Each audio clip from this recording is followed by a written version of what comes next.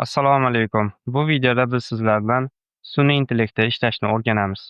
Bilganlarim va o'rganganlarimni aynan mana shu videoda barchasini o'rgatishga harakat qilaman. Bu ko'rinishdagi darslikda har kim ham sizga bepulga taqdim etavermaydi. Shunday ekan, bu darslikda o'rgatilgan ilmlarni qadriga yeting. Bu darsdan qandaydir foyda oladigan bo'lsangiz, shunchaki ota-onamiz haqqiga duo qilib qo'ysangiz bas. E'tiboringiz uchun rahmat. Agar tayyor bo'lsangiz, darslikni boshlaymiz. Barchasi noldan boshlanayotganlar hisobiga sodda qilib tushuntirib berishga harakat qilaman.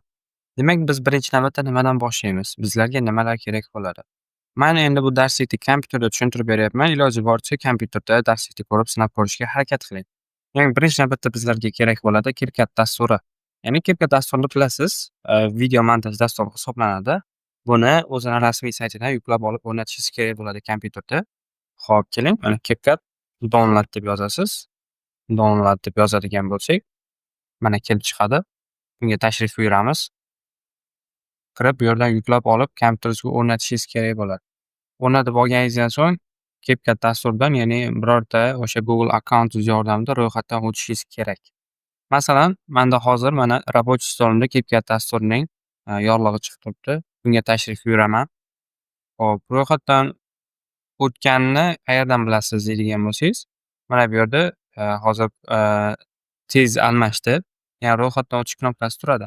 Men hozir ro'yxatdan o'tganman, shuning uchun bu yerda Inform.tech o'z deb menda ID raqam berib qo'ygan. Sizda birinchi marta buni kompyuterga o'rnatayotgan bo'lsangiz, sizda ro'yxatdan o'tish yoki registratsiya deb chiqib turishi mumkin. Bunda ro'yxatdan o'tishingiz kerak bo'ladi albatta. Nima uchun ro'yxatdan o'tishimiz kerak deyishingiz mumkin. Biz sun'iy intellektda ishlamoqchi bo'lsak, nega aynan CapCutda bunga daxli bor deyishingiz mumkin. Chunki biz o'sha sun'iy intellekt CapCutda sun'iy intellektidan foydalanamiz. Bu sun'iy intellektning nomi bizlarda quyidagicha bo'ladi. Xo'p. dreamina.capcut.com saytiga tashrif buyurasiz. Mana shu sun'iy intellektdan foydalanamiz. Hozir men bu sun'iy intellektdan ro'yxatdan o'tib qo'yganman. Bunda qanday ketma-ketlikda ro'yxatdan o'tish jarayonini tushuntirib beraman. Xo'p, quyidagicha ro'yxatdan o'tasiz. Demak, CapCut dasturida umumiy holatda ro'yxatdan o'tib bo'lgandan so'ng, keyin bu saytdan ro'yxatdan o'tishingiz kerak bo'ladi. Ro'yxatdan o'tish knopkasiga bosasiz, sizdan so'raydi, ya'ni mavjud CapCut akkauntingdagi o'sha profil yordamida ro'yxatdan o'tish, o'shani belgilab ro'yxatdan o'tasiz. Endi menda hozir mana o'sha Inform.tech degan akkauntim bor. O'sha akkauntim yordamida, ya'ni CapCutda qaysi profilingizdan ro'yxatdan o'tgan bo'lsangiz, aynan bu saytdan ham o'sha profilingiz yordamida ro'yxatdan o'tgan bo'lishingiz shart bo'ladi. Xo'p, demak, ro'yxatdan o'tganingizdan so'ng sizlarda xuddi mana shunaqa ketma-ketlikda chiqadi. Bu sun'iy intellektning imkoniyatlari nisbatan boshqalariga qaraganda ko'proq. Bu bir vaqtda o'zida ham rasmlarni generatsiya qilishi mumkin, rasmlarni edit qilishi, ya'ni keraksiz qismlarni, masalan, canvas degani, bu keraksiz qismlarni o'sha o'chirish, masalan, qisman Photoshopga doir yoki o'sha Piscartga doir dasturda vazifalarni qisman bajarishga mo'ljallangan. Va yana bitta narsa, bu sun'iy intellekt bizlarga video generatsiya qilish imkoniyatini beradi va sun'iy intellektlar yordamida, ya'ni o'sha AI avatar generator biza turli xil ko'rinishdagi o'sha avatarlarni yaratishimiz mumkin va ularni ovozga moslab gapirtirish imkoniyatiga ega bo'lishimiz mumkin. Bu sun'iy intellektda to'liq funksiyalardan foydalanishimiz uchun bizlarga VPN kerak bo'ladi. CapCutda sotib olganlar ham, sotib olmaganlar ham buni faqatgina o'sha VPN bilan ishlatishadi. Ya'ni qaysi funksiyasini bizga odatda eng ko'p kerak bo'ladi? Video generator. Video generatorda o'sha CapCut Pro'ni sotib olganlar ham, olmaganlar ham albatta VPN ishlatishlari kerak bo'ladi. Shunchaki oddiy nimasini ishlataman desangiz, ya'ni image rasm generator qilaman, ishlataman desangiz, mana bu funksiyasi ishlab turibdi. Bu funksiyalar lekin hali ishlamagan, ko'rib turibsiz. Demak, biz VPN o'rnatishimiz kerak bo'ladi. Demak, VPNning nomini mana bu yerda yozib qoldiraman. Xo'p, demak, ikkinchi qiladigan ishimiz dreamina.capcut saytidan ro'yxatdan o'tarkansiz. Uchinchi qiladigan ishimiz, demak, VPN. VPN qaysi VPN o'rnatamiz deydigan bo'lsangiz, biz Browsec deb nomlangan VPN ni ishlatamiz. Mana shuni Google Chrome brauzeringizga o'rnatib olishingiz kerak bo'ladi. Demak, qidiruv bo'limiga Browsec VPN deb yozamiz. Bu yerdan mana o'zi Chrome Web Store'da, ya'ni Chrome'ni Play Marketida bu yerda kelib chiqadi. Shuni ustiga bir marta bosib, buni o'rnatib olamiz. Demak, mana bu yerda Add to Chrome, ya'ni Chrome'ga qo'shish degan knopka mavjud. Shunga bir marta bosamiz. Add extensionga bosamiz. Kutamiz ozgina. Xo'p, mana bu yerda hozir o'rnatilayotgan jarayoni boshlandi bizda. Bu biroz vaqt olishi mumkin. Nechadir soniyalar internet tezligingizga qaraydi. Xo'p, bizlarda hozir o'rnatildi deyarli. O'rnatilgan yoki o'rnatilmaganligini qayerdan bilaman deydigan bo'lsangiz, mana bu yerda puzzle'ga o'xshagan narsa bo'ladi. Shunga bir marta bosasiz. Bu yerdan esa mana Browser VPN buni закрепить, ya'ni pin qilib qo'yamiz. Ustiga bitta bosadigan bo'lsak, mana bu yerda chiqadi. Endi bu yerdan buni ustiga bir marta bosadigan bo'lsak, ya'ni o'zini qonun qoidalari bor. O'sha qonun qoidalariga, shartlariga rozilik bildirasiz. Keyin Start VPN degan knopka turadi. Shunga bir marta bosamiz. Endi buni tekin tarifida 4 tami 5 ta davlat bu yerda bor. 5 ta ekan. Fransiyadan tortib Amerikagacha bor. Bu yerda faqatgina mana bunaqa yashil bo'lib turganini tanlaysiz, lekin mana pastda yashil bo'lib turganlarni tanlolmaysiz, chunki bularning barchasi premium holatda, ya'ni sotib olib ishlatishingiz kerak bo'ladi. Demak, tekin tariflarda bizda hozir Fransiyada, ya'ni aloqa yaxshi bo'lgani hisobiga bu yerdan Fransiyani tanlaymiz. Shu yerda bitta narsani aytib o'tib ketay. Siz istalgan VPN dan foydalanishingizdan qat'iy nazar internet tezligi oldingiga nisbatan biroz sekinlashadi. Shu narsani inobatga olib qo'yishingiz kerak bo'ladi. Bu yerdan har doim ham Fransiya, endi eng ko'p holatlarda Fransiyada doim yashil turadi qolganlariga nisbatan. Ba'zi bir holatlarda, ya'ni Amerikada sariq chiqib qolishi mumkin yoki Gollandiyada sariq chiqib qolishi mumkin. Shundan kelib chiqib ishlasangiz bo'ladi. Demak, biz eng ko'p holatlarda Fransiyani bu yerdan tanlab ishlatamiz. Xo'p, demak, hozir VPN aktivlashdi. Mana bu yerdan VPN, ya'ni Fransiyani belgisi chiqdi. Endi shu yerda bitta narsani aytib o'tib ketay. Siz masalan sun'iy intellektdan foydalanib bo'lasiz. Keyin yana boshqa ishlarda internetdan foydalanmoqchi bo'ladigan bo'lsangiz, har doim bu VPNni o'chirib qo'yish esingizdan chiqmasin. Chunki hozir aytib o'tganimdek, VPN ishlab turganda internet tezligi ozmi ko'pmi sekinlashadi. Buni tekshirib ko'rishingiz mumkin. Mana hozir sizlarda VPN aktiv holatda emas. Keling, fast.com ga kirib, internet tezligini tekshirib ko'ramiz birinchi navbatda. Endi hozir bu yerda ikkalasi farq qilishi mumkin. Lekin baribir VPN ishlaganda internet tezligi baribir pasayadi. Hozir mana VPNsiz holatda ishlatishga, internet tezligini ko'rishga harakat qilyapmiz. Bu yerda biroz kutib turamiz. Demak, 49 chiqdi. Endi men VPNni bu yerda yoqaman hozir. Xo'p, Fransiyani yoqdik va bundan qayta bitta restart beramiz endi. Kutamiz endi hozir ozgina. Bunda internet tezligi biroz pasayishi kerak.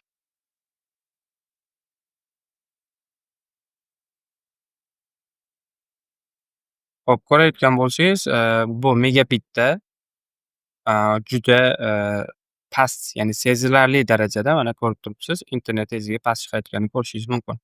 Biz faqatgina sun'iy intellektdan foydalanayotgan holatimizda VPNni aktivlashtiramiz. Qolgan holatda bu har doim ochiq holatda tursin. Chunki agar ishlab tursa, biz masalan YouTubedan yoki boshqa ijtimoiy tarmoqlardan foydalanayotganda brauzerda o'sha internet tezligi sezilarli darajada past bo'ladi. Xo'p, demak, VPNni aktivlashtirdik bu yerdan. Aktivlashtirganimizdan so'ng endi o'sha sun'iy intellekt saytimizga o'tamiz-da, saytda bitta обновление, ya'ni yangilab yuboramiz bu yerdan. Buni bir marta bosib yuboradigan bo'lsak, bizlarda video generator funksiyasi yonadi avtomatik tarzda. Ozgina kutamiz. Mana ko'rib turayotgan bo'lsangiz, video generator funksiyasi yondi va bu yerdan qo'shimcha tarzda AI avatar generator funksiyasini bitta bo'limi yondi. Mimic Motion bo'limi bu hali o'sha bu sun'iy intellektni keyingi versiyalarida qo'shiladi.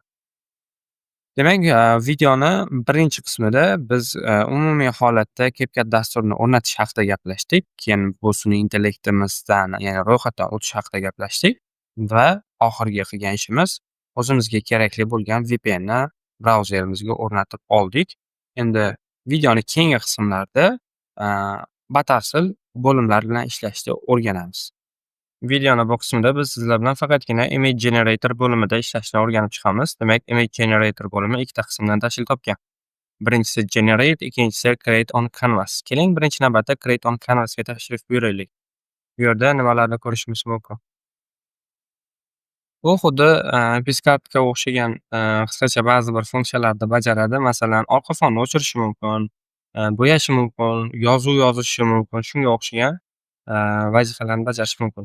Bunga to'laqonli tarzda chuqur kirib bormaymiz, shunchaki ba'zi bir narsalarni ko'ramiz. Keling, bizlarga hozir bitta rasm kerak. Men bu yerga rasm yuklayman. Ronaldoni rasmi bor. Kutamiz ozgina. E'tibor berayotgan bo'lsangiz, VPN yoqilgan. VPN bilan ishlaymiz deganmiz. Xo'p, ko'rayotgan bo'lsangiz, mana remove, upscale, ya'ni rasmni yanada tiniqlashtirish, remove background, orqa fonni olib tashlash va hokazo. Shu yerda shunga o'xshagan vazifalar mavjud. Xo'p, buni o'sha, aytganimdek kattalashtirib, ekranga to'liq moslashtirib olishingiz mumkin yoki bu yerdan o'lchamni o'zgartirishingiz mumkin. Misol uchun 9 ga 16 ko'rinishda formatda qiladigan bo'lsangiz, buni endi ozgina kichiklashtirib, bu yerdan o'zgartirishlar kiritish imkoniyatiga ega bo'lamiz. Masalan, keling, bu yerdan, HD upscale'ga bitta bosadigan bo'lsak, xuddi skanerga o'xshagan narsa qiladi va, buni qilish uchun ozmi ko'pmi vaqt kerak bo'ladi bizda. Generating degan yozuv chiqib turibdi. Har bitta amalni bajarish uchun bizlarga, ozmi ko'pmi vaqt kerak bo'ladi. Kutamiz ozgina. Mana ko'rayotgan bo'lsangiz, rasm bizlarga ozgina sifatli yuqori kачествоga o'tdi. Remove backgroundga bosadigan bo'lsak,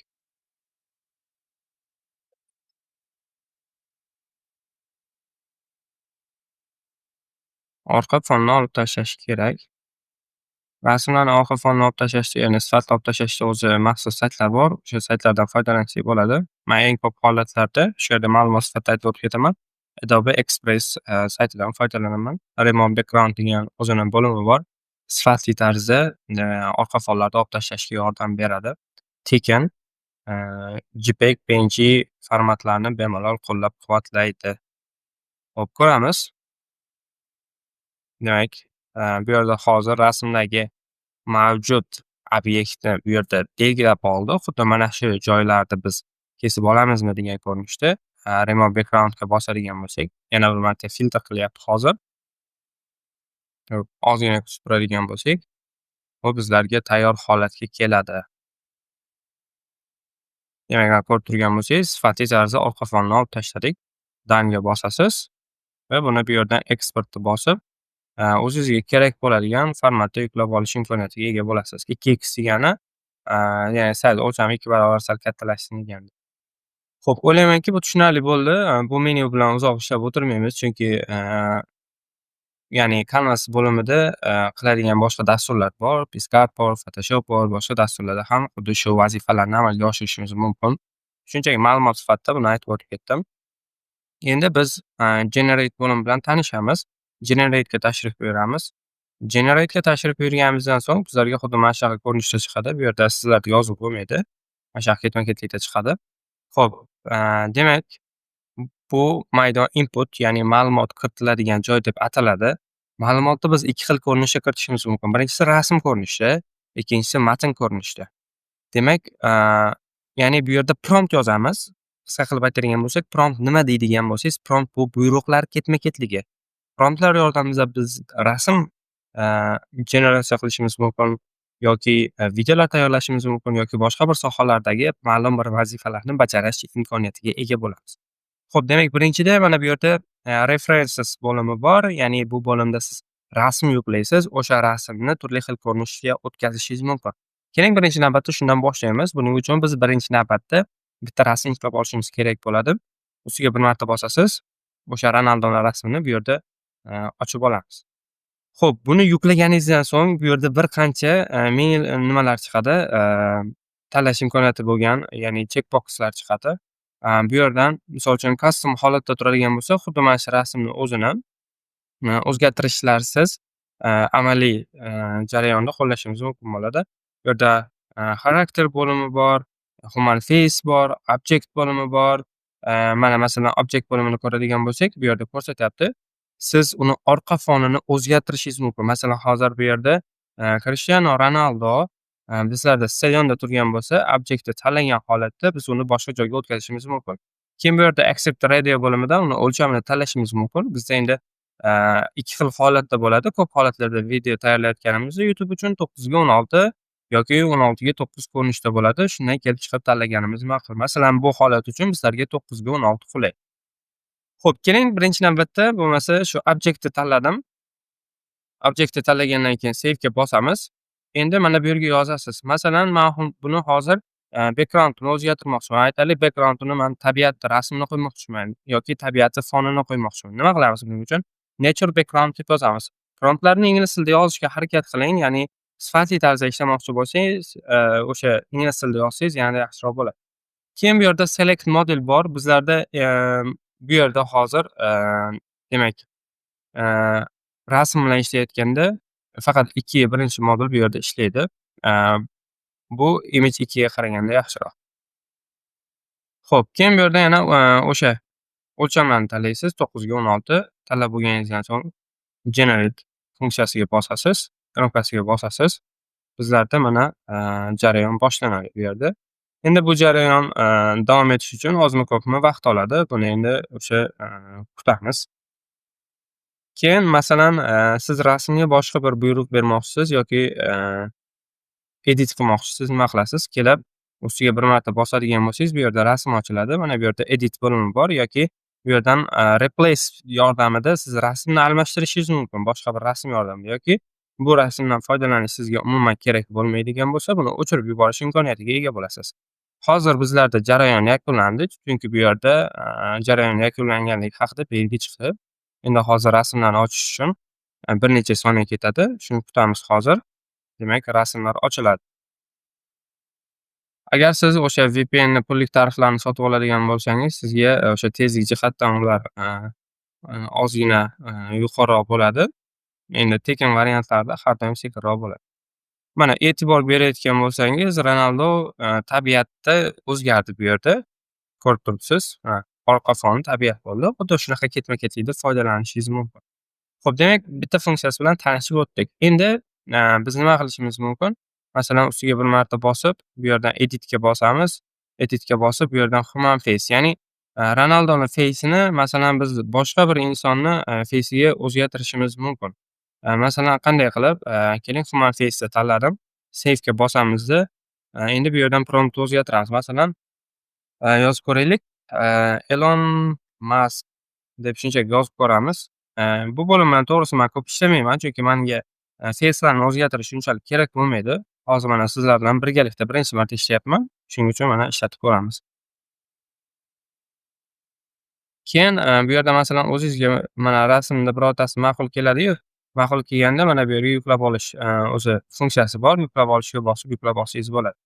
Masalan, juda ko'p rasmlar, ma'lumotlar ko'payib ketgandan keyin siz buni o'chirib tashlamoqchi bo'lsangiz, pastda chiqadi mana bunaqa delete funksiyasi.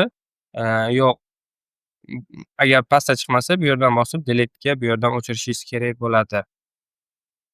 Hozir bu jarayon boshlandi. Endi ozmi ko'pmi kutishimiz kerak. Ba'zi bir holatlarda bizlarda jarayon yakunlanmasligi mumkin, ya'ni xatolik beradi.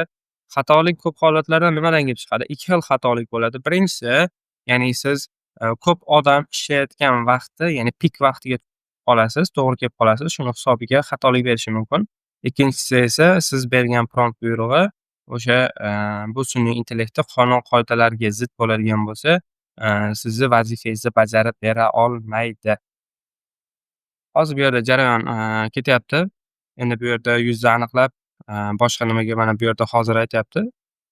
Juda ko'pchilik foydalanyapti deb bu yerda chiqarib beryapti. Xo'p, biz ungacha boshqa promptlardan foydalanib turamiz. Masalan, biz bunga bosib, endi bu yerdan eng ko'p foydalanayotgan custom bo'limidan foydalanasiz.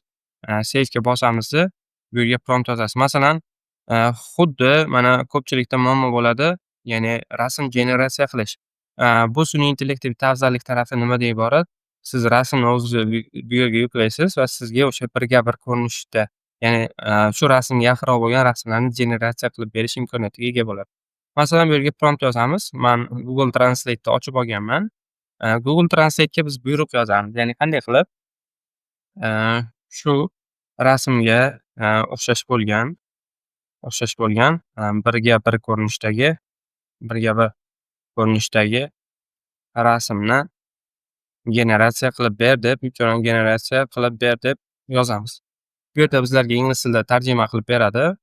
Nusxasini olamizda shu yerga tashlaysiz va Generate'ga bosamiz. Bizlarda yana bitta pastdan mana buyruq amalga oshish boshlandi. E'tibor berayotgan bo'lsangiz, mana bundan oldingi versiyada, mana masalan tepada ko'rayotgan bo'lsangiz, biza ishladik. Ya'ni orqa fonni o'zgartirish uchun 2.1 versiyada ishladik. Face'ni o'zgartirish uchun ham 2.1 versiyada ishladik. Rasmni asl holatini o'zidan shundayligicha foydalanadigan bo'lsak, mana 3-versiya ko'rib turibsiz. 3-versiyadan bu yerda foydalanamiz. 3-versiyada yana bitta shunday afzallik taraf borki, siz bu yerdan kачествоni o'zingiz tanlash imkoniyatiga ega bo'lasiz. Ya'ni standart 1 ga va yuqori darajada 2 ga. E'tibor berayotgan bo'lsangiz, mana bu yerda generatsiya qilib berdi, lekin ozgina bu yerda rang-baranglik chiqib ketdi. Bunaqa qilib berishi kerak emas edi. Chunki biz promptni sal to'g'ri bermadik. Xo'p, keling qilib ber va Real Madrid formasida bo'lsin. Real Madrid, ya'ni oq rangdagi Real Madrid formasida bo'lsin. Shunaqa deb yozib, endi qaytadan bu yerga buyruq berib ko'ramiz. Hop, hozir buni o'chirib, qaytadan tashlaymiz. Generate'ga bosamiz. Hop, yuzda o'zgartirish hali davom etyapti, chunki bu ko'proq vaqtni o'z ichiga olgani hisobiga haligacha jarayon yakunlanmadi bizda. Xo'p, ko'rayotgan bo'lsangiz, endi ozgina ustida bu yerda ishlash kerak bo'ladi, prompt ustida. Mana birinchi rasmga e'tibor bermaydigan bo'lsak, mana bu yerda ozgina logotiplarda xatolik ketgan, qolganlarida esa sal aniqlikda bu yerda chiqarib beradi. Ya'ni shu rasmdan kelib chiqib bizlarga o'xshash bo'lgan nimalarni qilib beradi. Xo'p, demak mana Elon Musk deb yozgandik. Bu yerda menimcha men bu yerda promptda xato yozdim. Shuning uchun hozir bu yerda ya'ni hamjamiyat qonun-qoidalariga to'g'ri kelmaydi degan yozuvni chiqardi. Mana shu yerda bizlarda shunaqa narsa chiqib qoladigan bo'lsa, demak tushunasiz, bu bizlarda prompt ya'ni mos kelmaydi. Prompt mos kelmaydi. Buni o'chirib yuboramiz, bizlarga kerak emas. Delete'ga bosamiz, o'chib ketadi. Buni ham o'chirib yuborsak bo'ladi, bu ham kerak emas bizga. Buni ham o'chirib yuboramiz, bu ham kerak emas. O'zingizga kerak emas bo'lgan nimalarni bemalol o'chirib yuborsangiz bo'ladi. Masalan, juda kattaroq ish qilmoqchi bo'lsangiz, ba'zi bir sizda kadrlar takrorlanadi yoki rasmlar takrorlanadi. Shunday holatda ularni saqlab qo'ysangiz bo'ladi bemalol. Xo'p, bizlarda jarayon davom etmoqda. O'sha aytib o'tganimdek, siz boshlanishda, ya'ni darsda dastlabki qismlarda CapCut akkauntingiz bilan, ya'ni CapCut akkauntingizga ro'yxatga o'tgan profilingiz bilan bu saytdagi o'sha profilingiz bir xil bo'lishi kerak. Agar bir xil bo'lmaydigan bo'lsa, sizga kunlik token beradi. Kunlik tokenlar soni 120 ga teng bo'ladi. Hozir ko'rib turibsiz, bunday holatda token mavjud emas.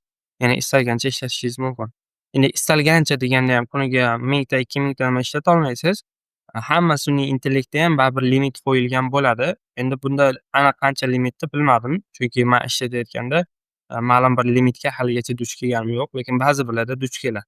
Ular haddan ortiq kunlik juda ko'p ishlatganini hisobiga limit beradi. Shunday holatlarda siz boshqa bir akkauntingizga ulanib, undan foydalanish imkoniyatiga ega bo'lishingiz mumkin. Hop, demak bizlarda jarayon davom etmoqda. Biz hozir adashmasam shu ko'pchilik foydalanayotgan vaqtga to'g'ri kelib qoldik. Shuni hisobiga jarayon sal sekin ketmoqda.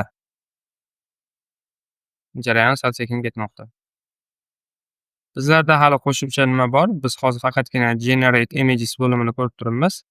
Faqatgina mana bu birinchi funksiyasini ishlatib turibmiz. Hozir biz ya'ni tekstlar yordamida ma'lum bir ko'rinishdagi rasmlarni bu yerda generatsiya qilishni ko'ramiz. Xo'p, keling, bu rasm generatsiya bo'lgunga qadar biz ChatGPT yordamida prompt yozdirib turamiz. Misol uchun ChatGPT menda hozir ochiq turibdi.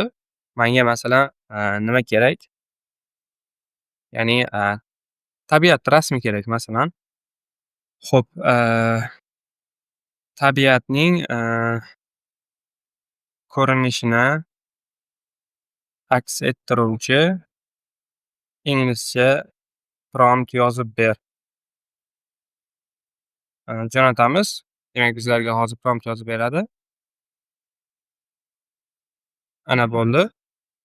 Xo'p, bu jarayon hali tugamadi bizlarda. Endi bu yerdan buni belgilab olishimiz mumkin. Copy qilib olamiz. Tekst bo'limiga o'tib, hozir to'g'ridan-to'g'ri tekst bo'limiga o'tolmaymiz, chunki bu jarayon to'xtab qolishi mumkin. Hali bizlarda загрузка qilmoqda. Mayli, ozgina kutib turamiz. Bizlarda video bo'limi bor hali, AI avatar bo'limi bor. Bular bilan batafsil o'sha darslarimizning keyingi qismlarida batafsil tanishib chiqish imkoniyatiga ega bo'lamiz. Keyin yana bitta narsa, masalan, siz rasm yoki video generatsiya qilgan holatingizda juda ko'p uzoq vaqt ushlanib qoladigan bo'lsangiz, shunchaki saytni o'zidan chiqib ketsangiz ham bo'ladi. Ozginadan keyin kirsangiz, rasmlaringiz yoki videolaringizni tayyor qilib qo'ygan bo'ladi. Bu ham bitta usullardan biri. Masalan, hozir menimcha bu bo'ldi. Ana, endi ko'rayotgan bo'lsangiz, endi bizlarga mana to'g'ri qilib berdi. Buni ochib ko'rishingiz mumkin. Mana, ko'rib turibsiz. Endi chiroyli holatga o'tdi. Ya'ni rasmlarni o'zini bemalol o'zgartirib, har xil ko'rinishi ham birga bir degandik. Mana birga bir ko'rinishdagi rasmni o'zini qayta bu yerda o'zini generatsiya qilib beryapti bizga. Xuddi mana shunaqa ketma-ketlikda foydalanishingiz mumkin. Yuklab olish. Keyin shu yerda bitta narsani aytib o'tib ketay. VPN yopilgan hisobiga yuklab olayotganda sekinlashishi mumkin. Shuning uchun VPNni bitta o'chirib, yuklab olishga bossangiz tezda yuklab oladi. Keyin yana VPNni yoqib qo'yaverasiz. Kompyuterda bu narsani qilish oson, telefonda biroz vaqt ketishi mumkin. Demak, сохранitga bosamiz. Rasm yuklab olindi, ko'rishingiz mumkin. Ana. Xo'p, o'ylaymanki, bu tushunarli bo'ldi. Rasmlar bilan xuddi mana shu ketma-ketlikda ishlashingiz mumkin bo'ladi. Endi biz bularni o'chirib yuboramiz. Hop, buni ustiga bosib, rasmni ham o'chirib yuboramiz, delete qilamiz va endi tekst bo'limini tanlab, bu yerdan o'sha prompt yozamiz bu yerda. Promptni bu yerga tashladik. E'tibor beradigan bo'lsangiz, umumiy belgilar soni bizlarda 800 tadan oshmasligi kerak. Endi bizlarga shorts ko'rinishda emas, kattaroq ko'rinishda bo'lsin, 16 ga 9 formatda bo'lsin. 16 ga 9 formatda bu yerda yozganimizdan keyin, keling endi generate ga bosamiz. Generate ga bosgandan so'ng endi mana hozir jarayon boshlandi. Yoki masalan, siz qaysidir nima deydi? Birorta juda ham chiroyli rasm bor. Aytaylik, nimani nazarda tutishimiz mumkin? Hop, hozir bu yerda ko'raylik. Mana rasmni generatsiya qilib bo'ldi. Ya'ni tekst ko'rinishidagi promptlarni buyrug'i tezda amalga oshiriladi. Ana, sifatli ko'rinishdagi rasm desak ham bo'ladi. Hop, bu yerda almashtirib ko'rishimiz mumkin. Masalan, men buni yuklab olamanda, hozir mana shu rasm menga yoqdi masalan. Yuklab olinsa ko'ramiz. Ko'rayotgan bo'lsangiz, VPN yonug'ligini hisobiga tezlik bilan yuklab olmayapti. Xo'p, endi men buni hozir ochib, masalan, buni o'zimda рабочий stolimga qo'yishim ham mumkin. Рабочий stolga shuni qo'yadigan bo'lsam, ana fon o'zgaradi. Chiroyli rasm bo'lganini hisobga bu yerda qo'ydim. Bemalol shunday ko'rinishdagi rasmlarni generatsiya qilib olishingiz mumkin. Endi masalan, bizda shunaqa rasmlar bo'ladi, biz o'shanga doir prompt yozishimiz kerak. Endi unga qanday misol qilsak bo'ladi? Masalan, aytaylik, GTA deb yozaylik. Masalan, GTA misolida aytadigan bo'lsam, hozir GTA bilan shug'ullanmayman. Prosta hayolimga hozir keldi birinchi navbatda. Yoki keling, boshqa birorta Sonic'ni olaylik. Sonic deb olaylik. Masalan, mana bunga o'xshagan personajlarni qanday qilib rasmini yaratsak bo'ladi deyishingiz mumkin. Xo'p, keling bitta o'zi turganini bu yerdan tanlab olaylik. Masalan, yaxshiroq ko'rinishda hop, shu turgan ekan menimcha. Hop, buni copy qilib olamiz-da, men ChatGPT ga tashlayman. Tashlaysiz. Tashlagandan keyin suratdagi personajni aniq nomini biladigan bo'lsangiz, uni nomini yozishingiz kerak. O'sha personaj nomidan kelib chiqib, sizga prompt yozib beradi. Masalan, bu rasmdagi personaj nomi Sonic Hedgehog. Shu nomdan kelib chiqib, shu rasmga o'xshash bo'lgan inglizcha to'liq promptni yozib ber deb jo'natamiz unga. Hop, kutamiz endi ozgina. Demak, mana boshladi. Yozib berdi. Endi ko'ramiz buni qay darajada hozir to'g'ri yozib bergan yoki yozib bermaganligini. Endi ChatGPT har doim ham to'g'ri yozib beravermaydi. Sal boshini qotirishingiz kerak. Ya'ni, bu, sam yozgan prompt masalan, bu ko'rinishda bo'lmadi, boshqacharoq qilib ber desangiz, boshqacha prompt yozib beradi. Endi o'sha, promptni bu yerga tashlab ko'radigan bo'lsak, generate ga bosamiz. Hozir 16 ga 9 formatda bo'lyapti yana. Hop, kutamiz. 3-versiya bizada yanada aniqlikda ishlab beradi. O'zi rasmlarni, sifatli tarzda generatsiya qilib beradigan saytlar bor. Ulardan bittasi Ideogram, sun'iy intellekt hisoblanadi, lekin unda, haftalik limit beradi sizga. Adashmasam, haftada 12 token beradi. Bitta rasm generatsiya qilish 4 token. 3 ta rasm bilan уже limitingiz yakunlanib qoladi. 1 hafta kutishingiz kerak. Uni pro variantini olishingiz kerak bo'ladi. Bunda esa, hozircha o'sha, ya'ni limit yo'q. Xo'p, bu yerda, pastda yozyapti, ozgina ko'proq vaqt olishi mumkin deb. Xo'p, keling ungacha o'sha sun'iy intellektni ham ko'rsatib ketay. Ideogram, AI, o'zlarida sun'iy intellekti mavjud. Bu rasmlarni o'sha realistik holatga juda yaqinroq bo'lgan formatga o'tkazib berishga yordam beradi.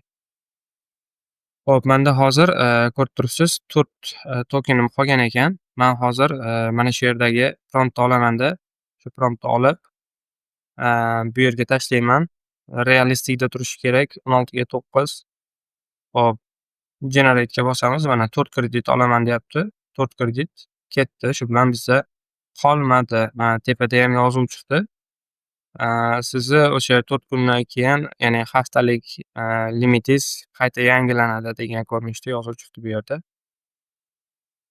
Xo'p, bunda rasmlarni generatsiya qilib berish juda ham tez bo'ladi. Ko'rayotgan bo'lsangiz, bunda rasmlar, juda ham sifatli tarzda bo'ladi mana.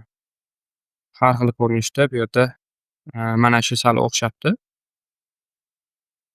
Ko'rayotgan mana shunisi, juda yaxshi o'xshabdi bu yerda. Bemalol foydalansak bo'ladi bu rasmlardan ham. Bu yerda esa hali jarayon, biroz cho'zilmoqda. Aytganimdek, biza hozir o'sha ko'p odam foydalanayotgan vaqtga tushib qoldik. Uni aniq bir vaqti yo'q. Mana shunaqa sekin ishlayotganini sezsangiz, bilib olsangiz bo'ladi bittada. Ya'ni odam ko'p ishlatyapti degan ko'rinishda. Chunki, qolgan vaqt kirib ishlatsangiz bu ya'ni matn ko'rinishidagi promptlarni tezlik bilan, shu natijasini ko'rishimiz mumkin bo'ladi. Hozir bu yerda yana davom etyapti. Hop, Ronaldoni o'chirib yuborsak bo'ladi. Bizga kerak emas bu. Delete ga bossak bo'ladi.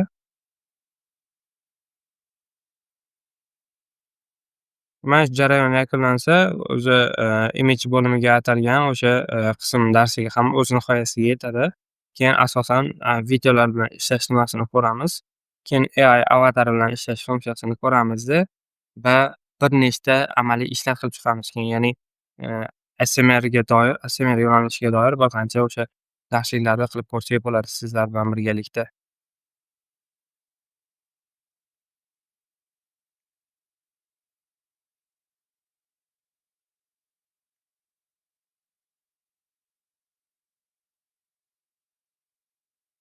Keyin, bu yerda yana bitta narsa, tepada type all da turibdi. Ya'ni bu hammasi degan ma'noni anglatadi. Siz buni masalan image ga qo'yadigan bo'lsangiz, faqat rasmlar bilan ishlayotganda faqat rasmlarni chiqarib turadi. Videoni tanlasangiz faqat video. Bizda hozir video bo'lmagani hisobiga videodan chiqarmayapti. Rasm bo'lgani hisobiga faqatgina rasmlarni o'zini chiqaradi bu yerda. All ga qo'yadigan bo'lsak, ham rasm, ham video, aralashgan holatda bu yerda bo'ladi. Xo'p, jarayon yakunlandi. Demak, mana bu yerda ana ko'rib turayotgan bo'lsak, bizlarda deyarli bunda ham, aniqlikda qilib berdi. Hop, mana ko'rib turibsiz. Mana rasmni qanday sifatligini ko'rib turibsiz bu yerda. Bunaqa ko'rinishda bemalol o'zimizga, foydalanib nima qilsak bo'ladi. Keyin shu yerda o'zida mana masalan rasmni bu yerda qilganingizda bir qancha o'zini nimasiga kelib chiqadi. Masalan, upscale'ni ko'rdik. Upscale bu yanada tiniqlashtirib beradi. Remove orqa fonlarni o'sha nimasini yo'qotish uchun edit on canvasda o'sha dastlab videoni boshlanishida ko'rib o'tganimizdek kanvasga olib o'tadi va qo'shimcha funksiyalarni u yerda amalga oshirishimiz mumkin. Generate qiladigan bo'lsak, ya'ni o'sha mana bu yozilgan promptdan yana qaytadan rasm qilib berish funksiyasi bizlarga yoziladi. Generate videoda esa shu rasmni biz animatsiya holatiga o'tkazishimiz mumkin. Buni endi darsda keyingi bo'limlarda ko'rib chiqamiz. Videoni bu qismida biz sizlar bilan video generator bo'limini batafsil o'rganib chiqamiz. Generate'ga bosasiz.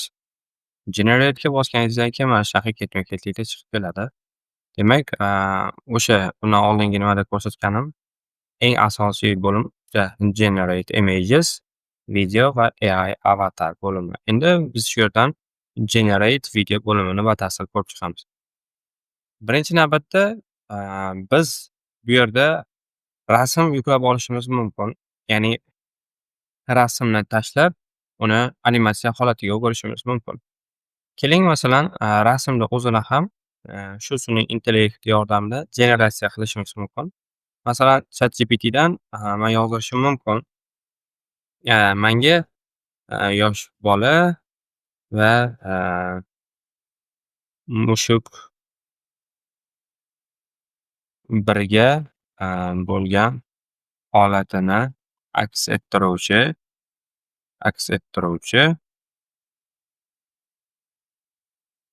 inglizcha promptni yozib ber deb jo'natamiz.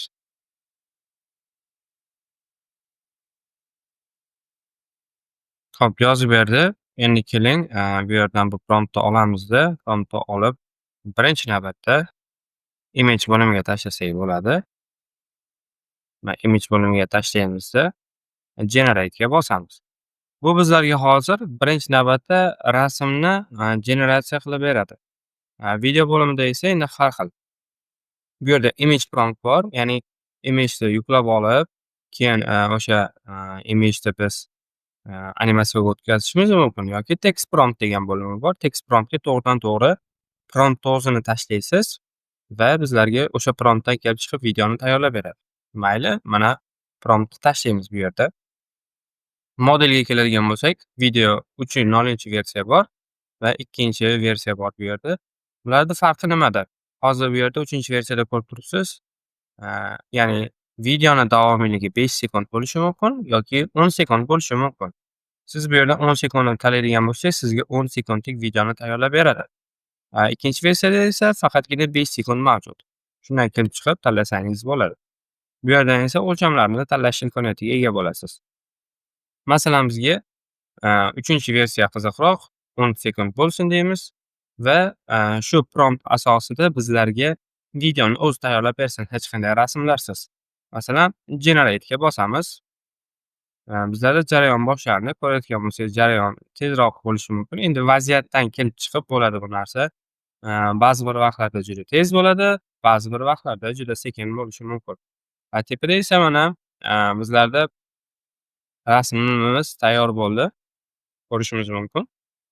Rasm tayyor bo'ldi. Bu yerda masalan, qaysi rasm o'zingizga yoqadigan bo'lsa, o'sha rasmlardan birortasini tanlab olish imkoniyatiga ega bo'lasiz. Xo'p, masalan, menga birinchi yoki ikkinchi rasm ko'proq yoqdi. Hozir to'rtinchisini ham ko'raylik. Demak, menga mana shu birinchi rasm ko'proq yoqdi yoki 2. Xo'p, 1. Rasm tanlagandan keyin mana Generate Video degan bo'limi bor. Generate Videoga bosasiz. Mana rasm bu yerda avtomatik holatda tanlanadi va promptni yozasiz. Masalan, o'sha tepadagi olgan promptingizni yozishingiz mumkin yoki qanaqadir boshqa bir vazifa bajarmoqchi bo'ladigan bo'lsa, o'sha vazifani yozasiz. Masalan, tepadagi promptni yozishda Generate'ga bosamiz. Hop, mana ko'rayotgan bo'lsangiz, video ham bizlarga tayyor holatda bo'ldi. Buni kattalashtirib ko'rishimiz mumkin. Mana hech qanday kamchilik yo'q. Sifatli ko'rinishda bu yerda videoni tayyorlab berdi bizga. Endi videoda o'sha aytib o'tganimdek, bizlarda vaqt olishi mumkin. Ba'zi birda tepadagi videoda shunchaki prompt evaziga bo'lgan hisobiga juda ham tezlik bilan qilib berdi. Endi bu yerda ko'rib turibsiz. Rasmni animatsiya holatiga o'giramiz desak, bizlarda 6 daqiqa so'rayapti. Endi bu har doim har xil, vaqt so'rashi mumkin. Masalan, hozir 6 daqiqa deyaptimi, ba'zi bir holatlarda 6 daqiqadan keyin boshlanadi jarayon. Lekin ba'zi bir holatlarda 6 daqiqaga bormasdan 2-3 minut ichida, video tayyor holatga kelishi mumkin. Demak, asosiysi bu yerda siz o'sha rasmni yuklab, keyin animatsiya holatiga o'tkazishingiz mumkin ekan. Text promptdan, shu mana bunaqa ko'rinishdagi videolarni tayyorlashingiz mumkin ekan. Keling biz, boshqa birorta, prompt yozdiramiz. Masalan, eee erkak kishi masalan, Coca-Cola Coca-Cola demaylik, masalan, sharbat ichayotganini ichayotganini, tasvirlab beradigan inglizcha promptni taqdim et. Yozamiz. Demak, bizlarga promptda bu yerda yozib beradi. Mana shu promptni olamizda. Endi to'g'ridan-to'g'ri text prompt degan bo'limga tashlashimiz mumkin. Qo'yamiz. Generate ga bosamiz. Pastga tushadigan bo'lsak, jarayon mana boshlandi. E'tibor beradigan bo'lsangiz, mana, tekst bilan ishlayotganda promptlar to'g'ridan-to'g'ri avtomatik jarayon boshlanib ketyapti. Lekin rasmlar bilan ishlayotganda mana bu ko'rinishdagi jarayon 4 daqiqadan keyin boshlanadi deyapti. Xo'p, keling rasmni ham generatsiya qilib ko'ramiz. Rasmni qanaqa qilib berar ekan bizga? Demak, generate ga bosamiz. Endi hozir men bu yerda, videoni bu yerda, ratiosini, tanlamayapman. Nimada? Siz agar katta video qilmoqchi bo'lsangiz 16 ga 9, shorts videolar qilmoqchi bo'lsangiz 9 ga 16 formatda tanlashingiz kerak bo'ladi. Videolarni yuklab olmoqchi bo'lsangiz, mana shu, ssilkaga bir marta bosasiz, yuklab oladi. Bundan tashqari, videoga to'g'ridan-to'g'ri siz, ovoz qo'shish, ya'ni background, musiqa qo'shish imkoniyatiga ham ega bo'lasiz. Buni hozir birma-ketirlikda ko'rib chiqamiz. Xo'p, demak, bizlarda, rasm jarayoni deyarli yakunlanib qoldi. Video jarayoni ham deyarli yakunlanib qoldi.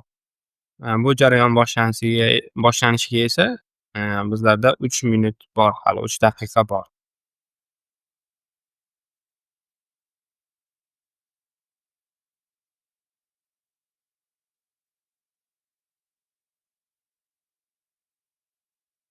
Rasmni bu yerda berdik.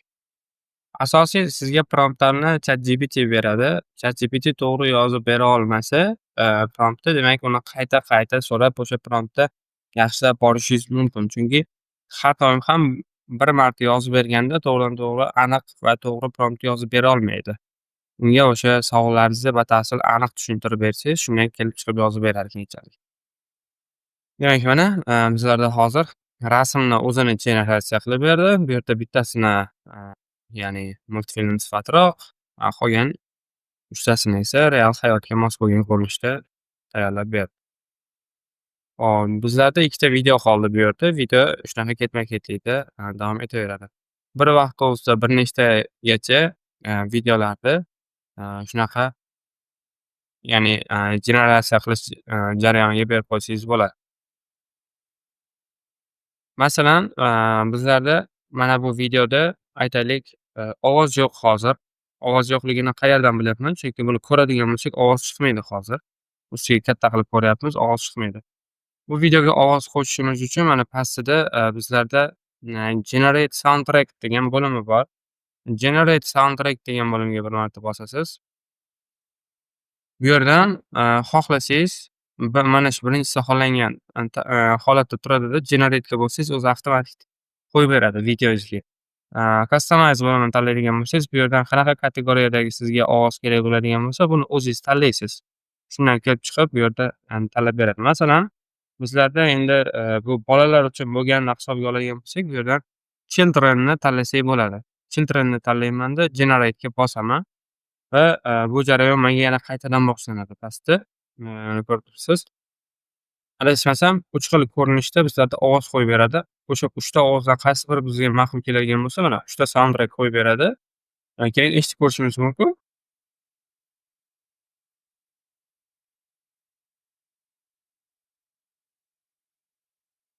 Hozir ovoz chiqmayapti.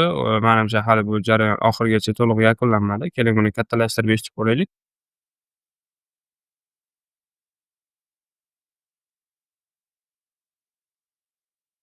Endi bo'ldi. Hop. Demak, jarayon birinchisi to'liq yakunlanmagan bo'lgan. Xo'p. Tanlab beradi bu yerda. Bu musiqalarni ishlatib ko'rganimda, asosiy muallif tushmagan. Hop, tepadagi, jarayon ham yakunlanibdi. Demak, mana sharbat ichib turgan insonni bu yerda holatini aks ettirib beruvchi o'sha, promptdan, ya'ni video hosil qildik ko'rayotgan bo'lsangiz, deyarli, bir ikkita detallarni aytmaganda ideal holatda.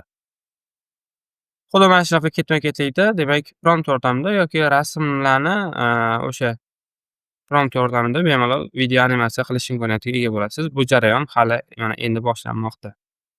Endi, shu yerda man sizni, masalan, hech qanday deyarli promptlarsiz hozir bitta amaliy ish bajaramiz sizlar bilan.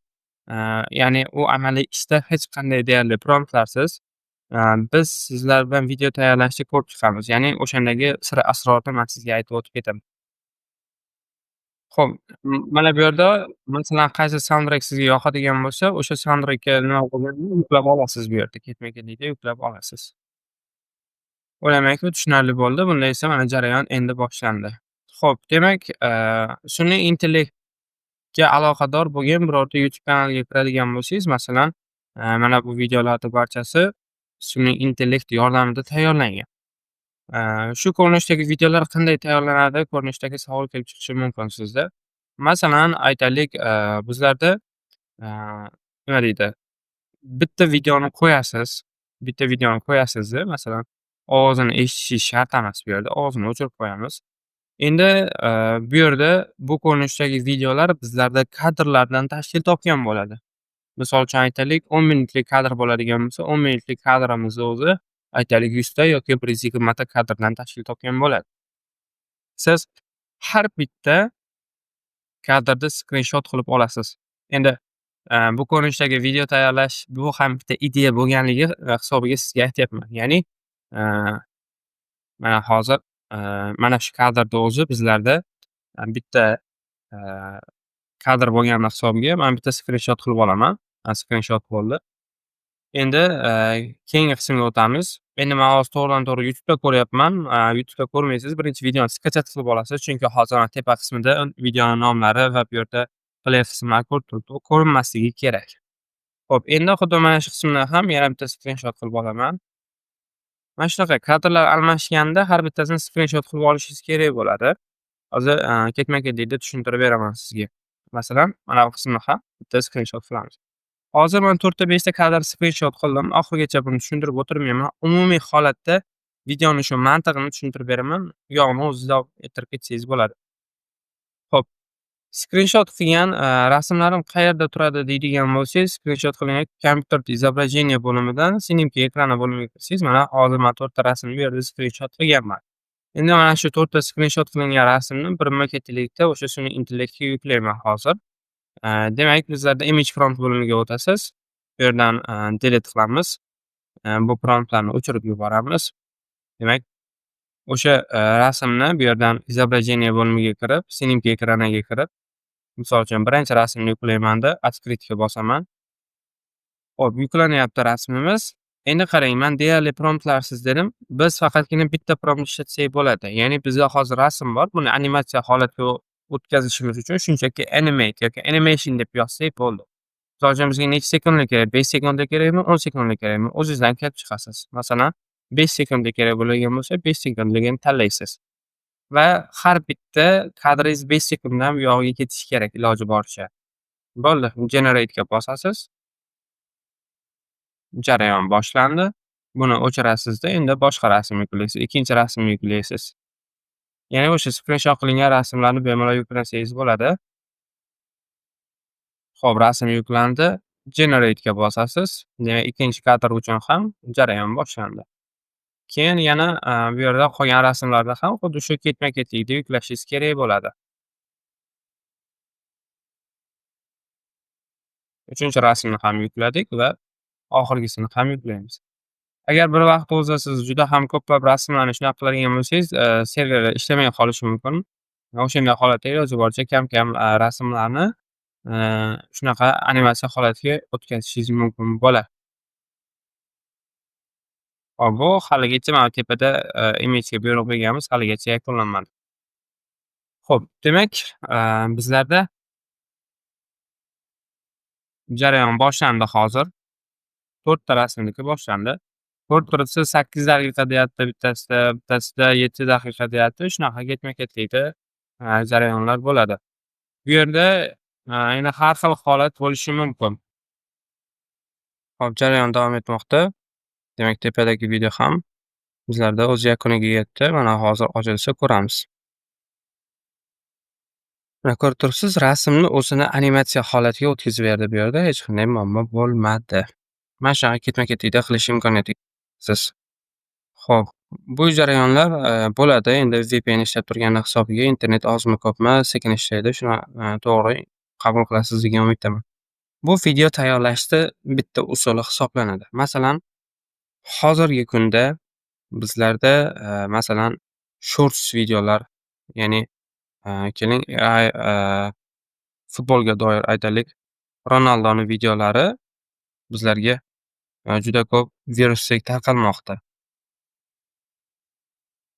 Xo'p, bu videolarimiz hozir bu yerda aniq, videosini chiqarib bermadi. Masalan, shu ko'rinishdagi shorts videolar bo'ladigan bo'lsa, har bitta kadrini shu ketma-ketlikda skrinshot qilasizda, bemalol animatsiya holatiga o'girishingiz mumkin. Animatsiya holatiga o'girgandan keyin buni endi CapCut dasturida ozgina ishlov berib chiqasiz. Yoq-bu o'zgartirib, audiolar ulab, ketma-ketligini to'g'irlab chiqishingiz kerak bo'ladi. Video bo'limi oson, shunaqa ketma-ketlikda ishlanadi. Oddiy. Faqat promptda yozsangiz bo'ladi. Keling yana bitta, biz prompt yozib ko'ramiz. Masalan, nima qilishimiz mumkin? Aytaylik, ayol kishi, yoki, bir ayol kartoshka to'g'rayotgani aks ettirilgan inglizcha, promptni yozib ber deb jo'natamiz. Hop, keling, mana bu promptni olib,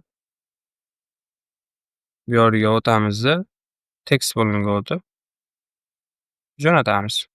Mayli 10 sekund bo'lsin. Generate. Bizda, tekst ko'rinishidagi promptlar juda tez bo'ladi, ko'rib turibsiz. Bularda esa jarayon 5 minutdan keyin boshlanadi.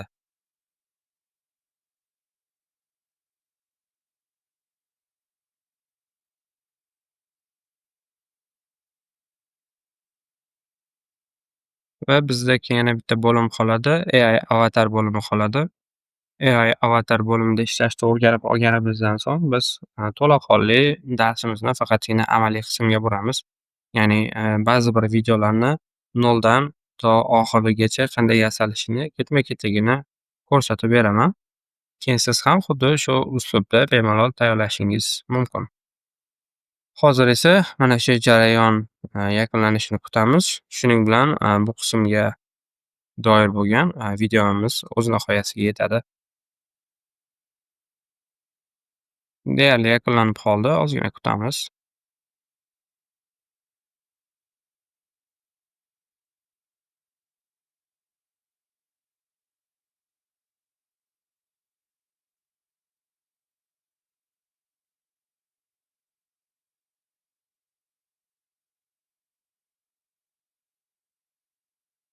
Xo'p, tugadi. Demak, hozir bizlarda video ochiladi. Mana ko'rib turibsiz. Hop, videoni kattalashtirib ko'rishimiz mumkin. Mana, deyarli aniqlikda bu yerda ishlayapti. Hech qanday xatolik yoki kamchiliklar mavjud emas.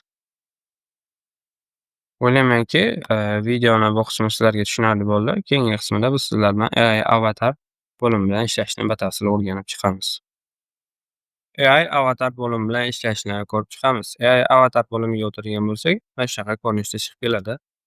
Bu bo'limni asosiy vazifasi, ya'ni audiodagi gapirilayotgan so'zlarga qarab rasmni o'sha, qisman, animatsiya holatiga o'tkazishga yordam beradi.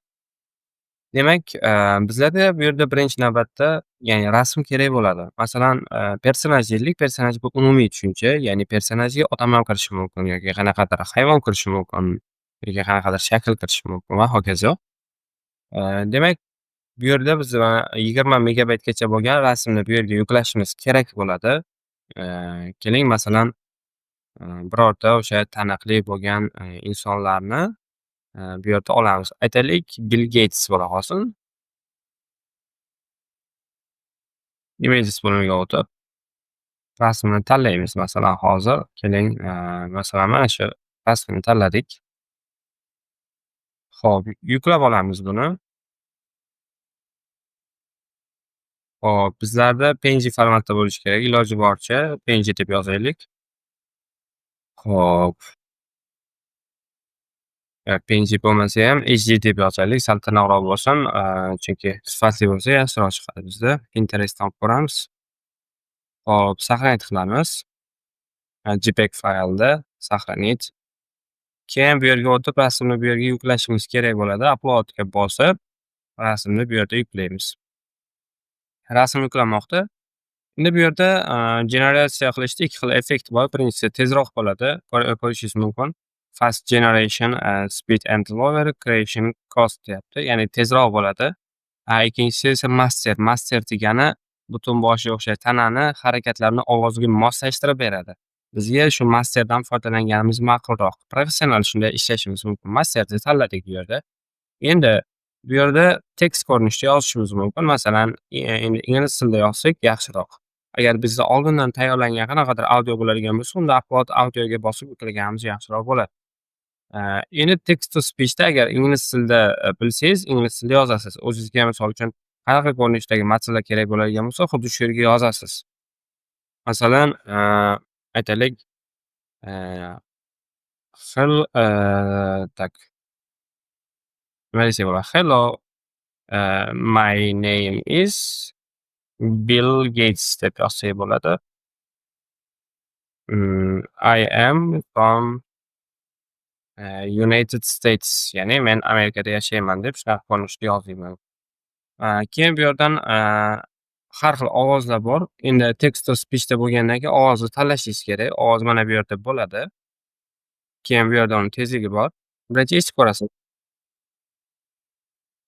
Endi bu erkak kishi bo'lgani hisobiga bu yerda ayol kishi gapirmaydi. Bu yerdan, o'zgartirishingiz kerak bo'ladi. Bu yerda mana, male'ni tanlaysiz, erkak kishini tanlab, bu yerdan birortasini ovozini tanlaysiz. O'zingizga qaysi ma'qul keladigan bo'lsa. Masalan.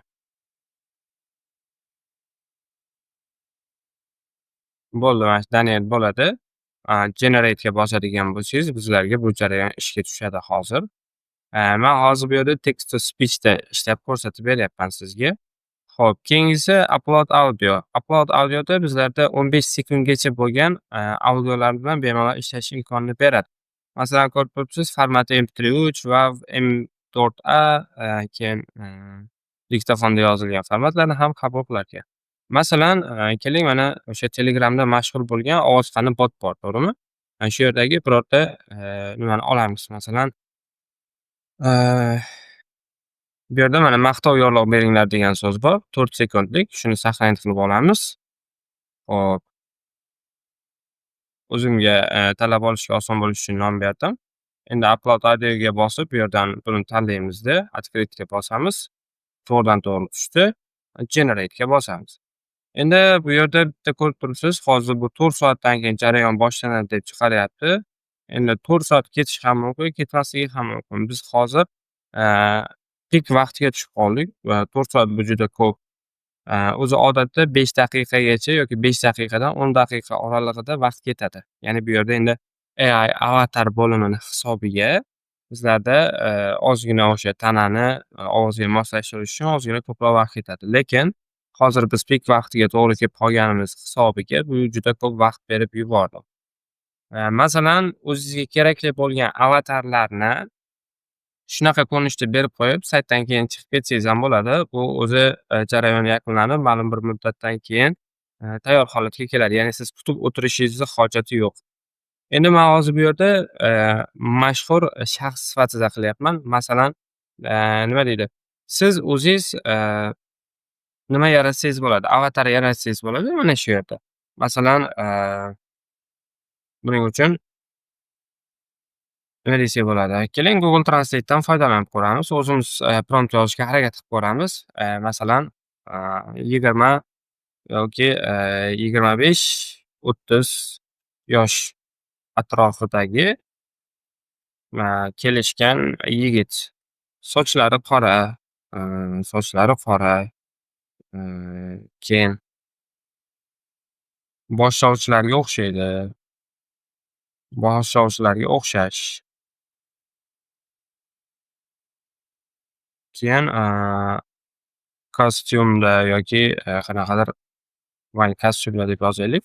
Va yana qisqa ko'rinishda bo'ldi. Hozir ko'ramiz endi bu yerda. Bitta avatar yaratib ko'rishga harakat qilamiz bu yerda. Hop, tashladik. Bu yerda birga bir ko'rinishda bo'lsin. Generate ga bosamiz. Endi ko'ramiz, hozir bizlarga ko'p vaqt olmaslik kerak rasm bo'lgani hisobiga. Bu yerda tezroq jarayon yakunlanishi kerak. Xuddi shunaqa ko'rinishda avatar yaratib olib, keyin, ularni bemalol ovozga o'rib chiqsangiz ham bo'ladida. Ya'ni, AI avatar yordamida harakatlantirsangiz bo'ladi ovoziga mos ko'rinishda. Hop, mana ko'rib turibsiz. Bu yerda endi, ko'pincha koreyskiy nimaga o'xshadi.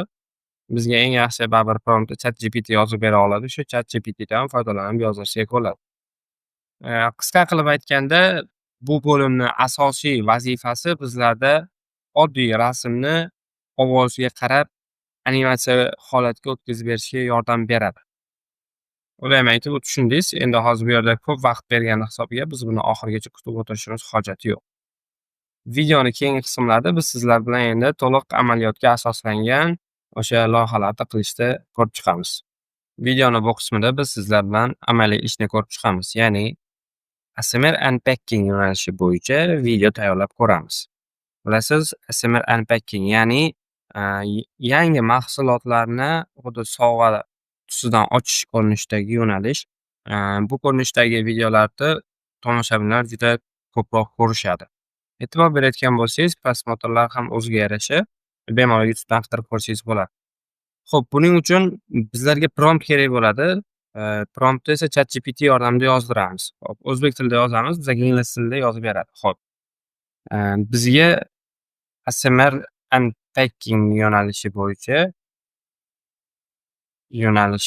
bo'yicha inglizcha kreativ promptlar kerak. Hop, har bir promptda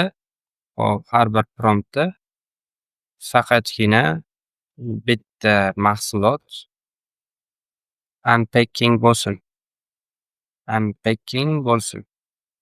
Hop, videoda, ortiqcha, promptda ortiqcha detallar bo'lmasin. Ya'ni, o'sha bizga ortiqcha narsalar kerak emas, promptda ortiqcha, detallar bo'lmasin. Xo'p, mahsulot iloji boricha, brend mahsulotlar bo'lsin. Shunaqa ko'rinishdagi 5 ta prompt yozib ber deb jo'natamiz. Bularni har bittasini video qilib ko'rishga harakat qilamiz. Hop, demak ko'rib turibsiz, bizlarda yozib beryapti. Xo'p, endi hozir bizlarga qisqa prompt yozib berdi. Mayli keling, mana shu birinchi promptni olib foydalanib ko'ramiz. Agar bunda yaxshi ish bermasa, keyin promptni sal uzaytiramiz. Copy qilib olamizda, Sun'iy intellekt saytimizga o'tib, generate videoda endi image prompt emas, text promptdan foydalanamiz biz. Shu yerga tashlab generate ga bosamiz. 16 ga 9 ko'rinishni tanladim. Siz o'sha shorts qiladigan bo'lsangiz, o'zi odatda ko'pchilik shorts qiladi. 9 ga 16 formatni bu yerda tanlashingiz kerak bo'ladi. Demak, bizlarda tekst yordamida videolarimiz tezroq bo'ladi. Bundan oldingi qismlarda o'sha AI avatardagi video hali mana jarayonda ko'rib turibsiz. Bu jarayon ketyapti. Endi, biz bu yerda keling ChatGPT ga aytaylik, promptlarni sal, batafsil ko'rinishda yozib ber va u, real ko'rinishdagi videolardan farq qilmasin. jo'natdik. Hop, endi bizlarga mana sal ko'proq yozib beradi. Bu ko'proq yozib berganda bizlarda yanada aniqroq bo'lishi mumkin. Hop, birinchisi Apple iPhone 15 Pro haqida yozib beryapti. Keling buni promptda kopirovat qilib olamiz. Bu yerga tashlab, yana renderga bersak bo'ladi. Generate'ga bosamiz. Hop, ketdi. Bu yerdagi promptlarni birma-ketlikda tashlaymiz. Hop, ikkinchisi AirPods.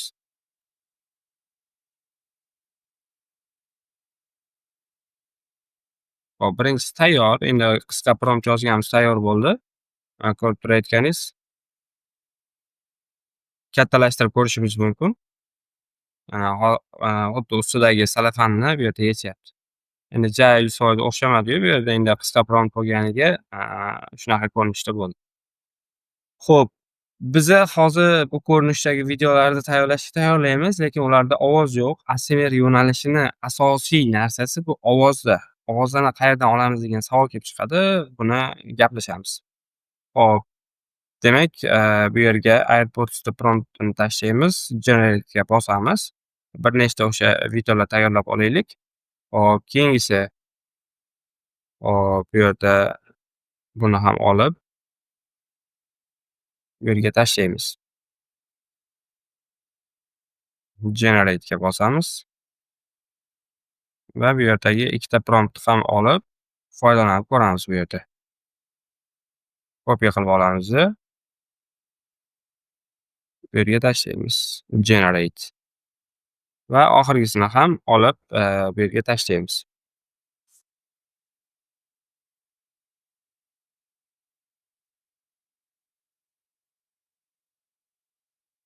Generate.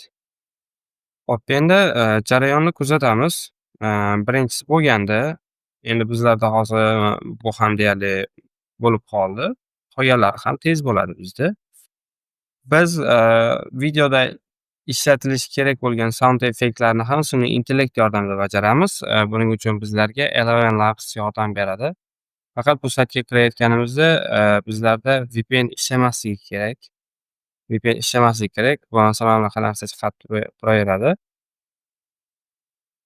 Biz hozir videolarimizni yuklab olganimizdan so'ng bemalol nima qilsak bo'ladi. Xo'p, keling bu videolar tayyor bo'lgunga qadar biza mana shu promptlarga asosan sound effects ni promptlarni yozsak bo'ladi. Hozir mana bu yerda bitta video tayyor bo'ldi. Keling ko'raylik.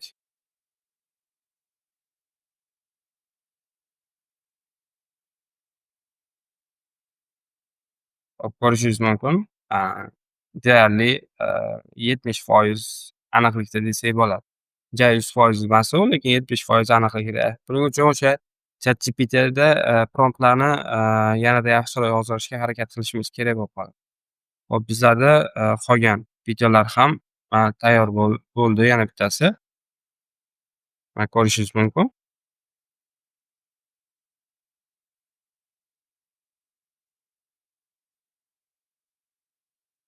Shu ketma-ketlikda qilinaveradi.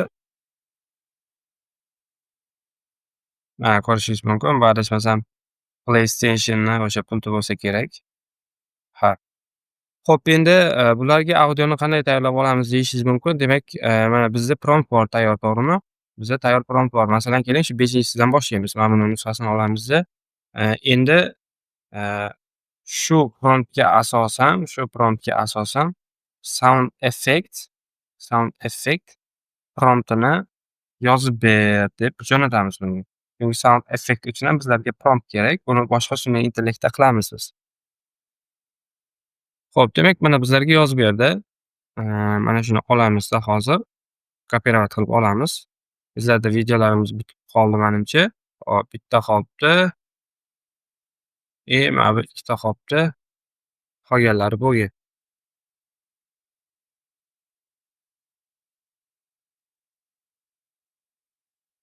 Hop, keling biz mana shu videoni yuklab olib, shu umumiy jarayonni tushuntirib beraman. Bu yog'ini keyin ketma-ketlikda o'z ko'rasiz. Hop, hozir men VPNni o'chiraman bu yerda. VPNni o'chiraman. VPN o'chdi. Endi buni bitta обновление berib yuboramiz yoki qaytadan Eleven Labs deb yozamiz bu yerda. Qaytadan tashrif buyurasiz. Ro'yxatdan o'tishingiz kerak bo'ladi.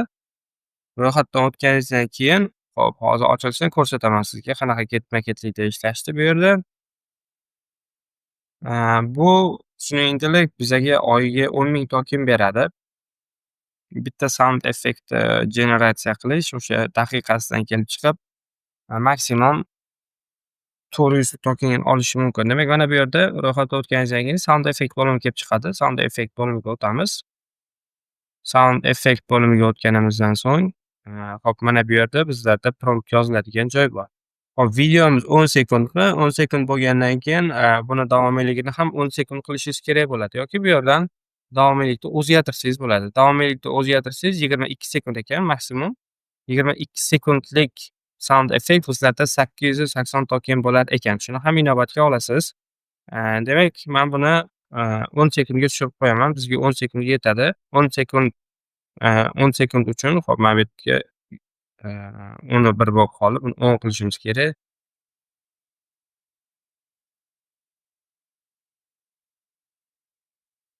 Mayli, zarari yo'q. 9 bo'lsa. Tashlaganimizdan keyin generate'ga bosasiz.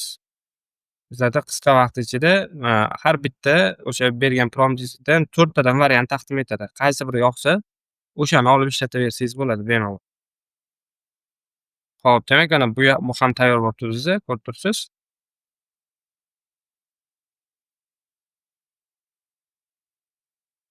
Mana, bu deyarli ideal chiqibdi, zo'r. Xo'p, endi masalan biz keling 4-chi promptimizga ham bu yerga sound effects'i nimasini yozdirib olamiz. Promptini yozdirib olamiz. Xo'p,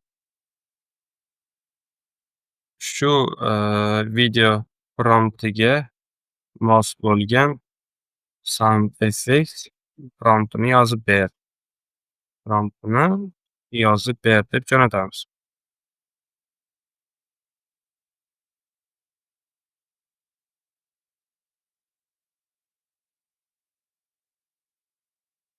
Hop, hozir bu yerda juda ko'paytirib yubordi. Biz bu yerda video 10 sekundlik. Shundan kelib chiqib yoz.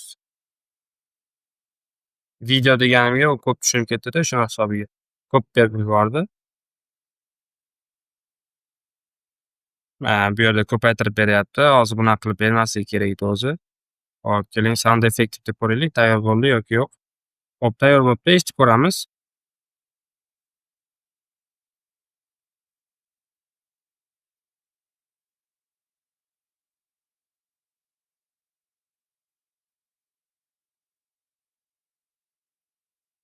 Hozir bizlarga bu yerda prompt to'g'ri bo'lmadi. Shuni hisobiga har xil ko'rinishdagi promptlarni sound effekti berib chiqarib beryapti. Men bundan oldingi qilganlarimni ko'rsataman. Bundan oldingi qilgan promptlarimda masalan sal ko'proq va aniqroq bo'lgan. Shuni hisobiga mana bitta eshitib ko'ramiz. Bu yerda ovoz pastligini hisobga olib, sizga yaxshi eshitilmaydi. Sal pastroqga tushaylik. Yana bu yerda har xillari bor.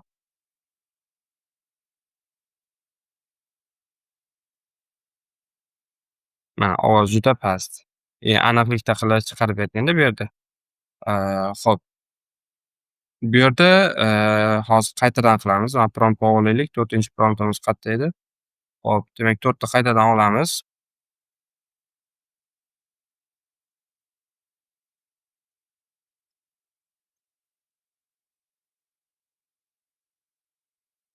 Shu video uchun emas, shu prompt uchun sound effect promptini yozib ber.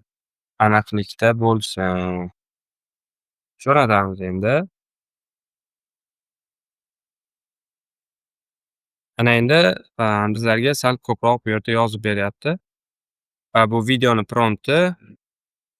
Keling bo'lmasa, hozir bu yerda juda ko'paytirib yuboryapti-da har xil ko'rinishda. O'sha promptni o'zini tashlab ko'ramiz bu yerga.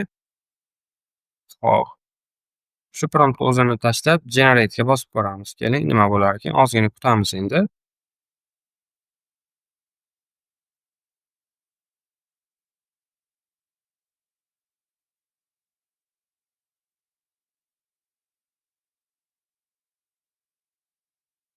Xo'p, mana bu telefonni o'sha nima qilishi bu yerda ko'rsatilyapti.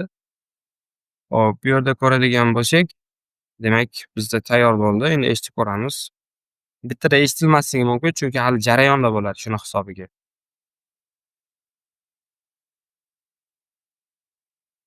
Endi mana haqiqiy sound effekt bo'ldi. Xo'p, keling endi buni montaj qilmoqchi bo'lsangiz nima qilasiz? Masalan, men bittasini ko'rsatib beraman sizga. Mana shu videoni yuklab olamiz hozir. Yuklab olamiz. Hozir montaj qilish jarayonida bitta man sizga sekret narsani aytib ketaman.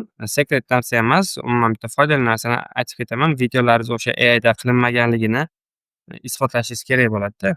Masalan, bu videoni tashlab olamiz hozir CapCut'ga. Hop, bu videoni tanladim. Открытьga bosaman. Bu yerga tushdi. Hop, buni kattalashtiradigan bo'lsak, e'tibor berayotgan bo'lsak, chap burchak yuqorida AI degan yozuv turadi. O'shani olib tashlashingiz kerak. Olib tashlash uchun birinchi hozir videoni bu yerga tashlab olamiz. Xohlasangiz kanalingizni logotipini ustiga qo'ysangiz bo'ladi. Agar yo'q, logotipga qo'ymayman deydigan bo'lsangiz, unda videoni masshtabini biroz kattalashtirishingizga to'g'ri keladi. O'sha videoni masshtabini biroz kattalashtirsangiz, keyin bu narsa yo'qoladi. Xo'p, bizda keling hozir mana bu yerda scale bor. Scale'ni 11% qilsangiz yo'qoladi. Mana kattalashtirib ko'radigan bo'lsak, yo'q. 11% yo'qoladi. Endi mana videoni ko'rishingiz mumkin. Xo'p, endi buni mana bu yerda 4 ta bergan sound effekt bor. Yuklab olasiz. Misol uchun eshitib ko'rasiz. Endi hozir bu yerda videoni yozilayotgan jarayonda sizga eshitilmasligi mumkin. Shuning uchun 4 talasini hamma yuklab olaman. O'sha montaj davomida uni qo'yib ko'ramiz hozir birma-ketinlikda. Okay. Demak, 4 tasi yuklandi. Endi bu o'sha 4 ta nimani tashlab olamiz bu yerda. Okay. Xo'p, keling birinchisini tashlab ko'ramiz va eshitamiz. Qani bu yerda bir-biriga mos tushadi yoki yo'q?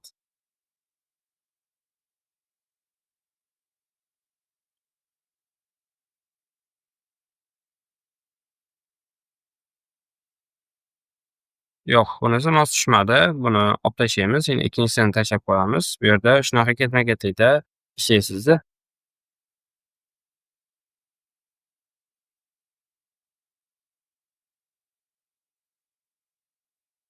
Bunisi ham mos tushmadi. Endi bunisini qilib ko'ramiz.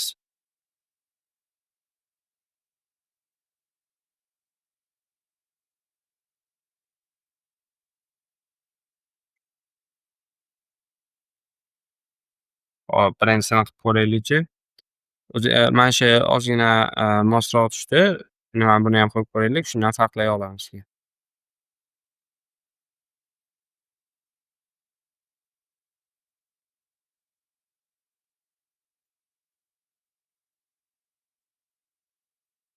Mana shu mos tusharkan bu yerda bemalol shundan foydalansak bo'ladi.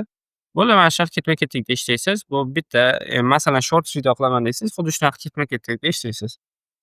Bitta videoni o'zida bir nechta kadr qilaman deydigan bo'lsangiz, shunaqa ketma-ketlikda har bitta videoni tashlaysiz. Har bitta video uchun lekin alohida sound effekt bo'lishi shart. Shundagina bizlarda yanada aniqlikda o'sha video sifatli tarzda chiqadi. O'ylaymanki, bu birinchi amaliyotimiz sizga tushunarli bo'ldi. Bundan keyingi videoda esa ya'ni 10 ta 15 ta videolik kadrlar uchun ketma-ketlikda qanday qilishni ko'rsatib beraman sizga. Videoni bu qismida SMRga doir bo'lgan yana bitta video qilishda sizlar bilan o'rganamiz. Telegram kanalimizda mana bu videoga o'xshash bo'lgan video bor edi. Ko'rayotgan bo'lsangiz, faqatgina bu videoda asosan insonlar o'sha og'iz qismi ko'rinadi va turli xil ko'rinishdagi mahsulotlarni yeydi. Hop, keling mana shu qismi o'zidan bitta skrinshot qilib olaman va buni ChatGPTga yozdirish yordamida promptlar yozdirib olamiz. Hop, skrinshot qilib oldik. ChatGPTga o'tib bu yerga rasmni tashlaymiz. Endi biz iloji boricha batafsil hamma narsani bu yerga aytishimiz kerak. Chunki bizda nimalar bo'lishi kerak, nimalar bo'lmasligi kerak, shundan kelib chiqib yozib beradi. Hop, men video qilmoqchiman. Videoni yo'nalishi SMR. Fluid deylik. Ya'ni videoda asosan erkak kishi qatnashadi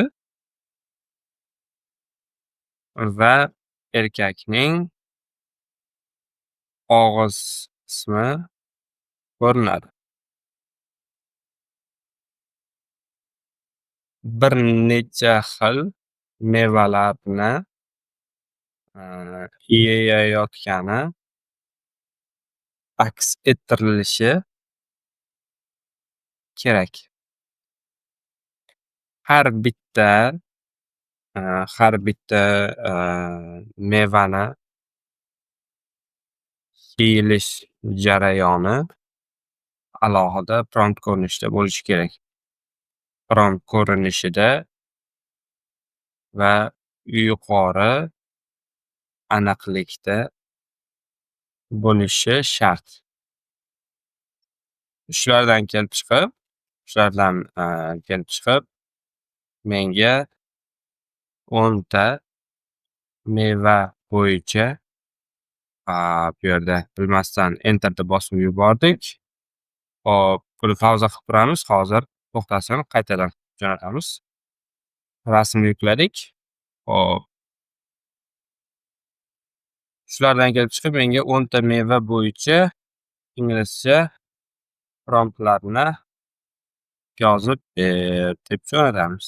Okay. Hop, kutamiz endi ozgina. Sizlarda mana ketma-ketlikda bu yerda yozib beradi. Hop, birinchisi tarvuz uchun yozib beryapti. Hop, bu yerda yana promptlar qisqa bo'lyapti. Hozir e'tibor berayotgan bo'lsangiz, mayli bittasini test qilib ko'ramiz. Agar o'xshamaydigan bo'lsa, keyin yana boshqacharoq ko'rinishda so'raymiz bundan hop. Birinchisini olamizda bu yerga o'tib, biz text promptdan foydalanishga bo'ladi. Rasmni generatsiya qilish shart emas. Xohlasak 5 sekund, keling mayli 5 sekundligidan bitta tura qolsin. Buni 9/16 qilib qo'yamiz. Bitta 5 sekundlik qilib ko'ramiz, keyin bitta 10 sekundlik qilib ko'ramiz. Xuddi shu prompt asosida generate'ga bosamiz. Hop, jarayon boshlandi. 10 sekundlikni tanlaymizda yana bir marta bosamiz. Hop, bizlarda har xil ko'rinishdagi hozir animatsiyani tayyorlab berish kerak. Shundan kelib chiqib, ko'ramiz keyin qolgan mana bu promptlar bilan ishlamasligimizni. Chunki hozir bu yerda ozgina qisqaroq beryapti. Qisqaroq promptlarda har doim ham yuqori aniqlikda chiqarib bermasligi mumkin. Jarayon tez bo'ladi, ya'ni tekst ko'rinishidagi promptlarda juda tez bo'ladi. Birinchisi deyarli yakunlanib qoldi, ikkinchisi yarmiga kelib qoldi. Kutamiz.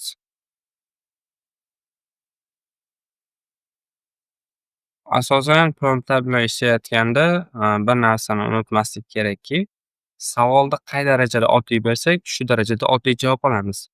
Savolni qay darajada batafsil qilib beradigan bo'lsak, batafsil javob olamiz. Hozir biz tepada masalan batafsil javob bermagan bo'lishimiz mumkin, savol bermagan bo'lishimiz mumkin. Shundan kelib chiqib, har xil ko'rinishda promptlarni yozib berdi. Hop, deyarli ikkalasi ham yakunlanib qoldi. Biroz kutamiz endi buni jarayoni tugallanishini.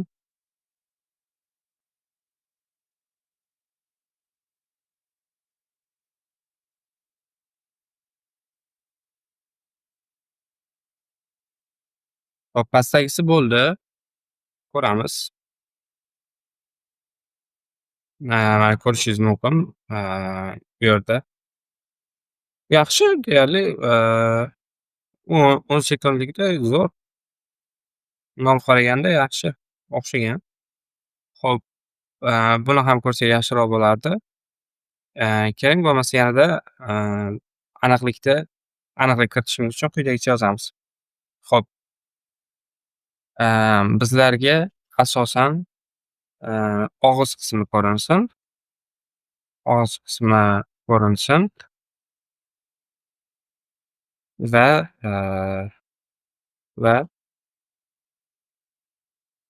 kadr yuqori aniqlikda reallikka o'xshasin.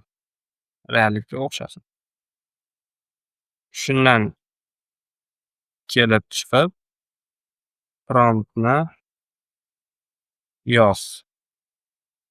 Shundan kelib chiqib batafsil promptga yozaylik. Batafsil promptni yoz. Okay.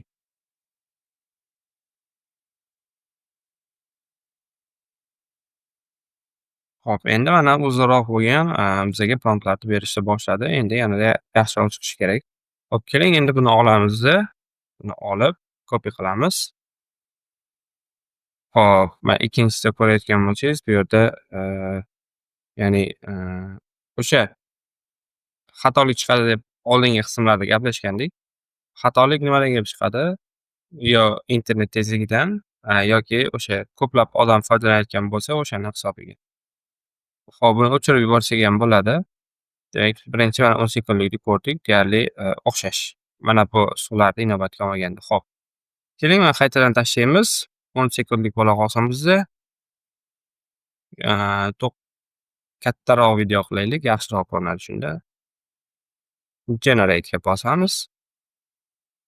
Jarayon boshlandi. Hop, keling endi bu yerdan boshqa promptlarni olib, ularni ham video holatiga keltiramiz. Generate, qurilmay.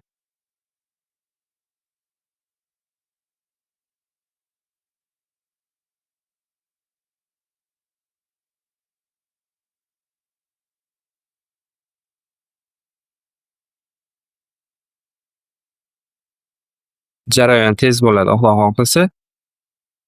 Endi uzun keyingisi. Mayli, olib ko'raylik. Hammasi qanaqa ko'rinishda bo'lishini bir ko'ramizda, shunaqa qilib, bittada sizga o'xshamasligi mumkin. Bittada menda ham o'xshamagan. Masalan, oldingi qilgan videolarimda bittada menda ham o'xshamagan. Qilib, sekin-sekin tajribangiz oshib borgan sari yanada yaxshiroq chiqib boraveradi. Undan uyalmaslik kerak. Hop, banan.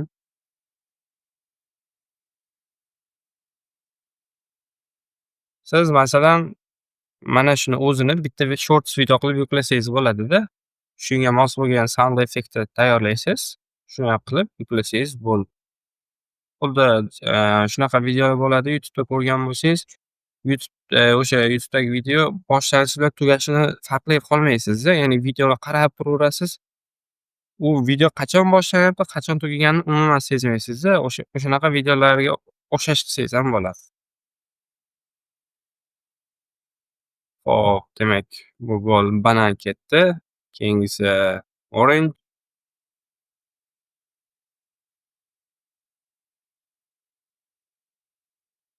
Bo'ladi shu orangegacha. Menimcha hozir 6 ta bo'ldi. Shu 6 ta yetib ortadi.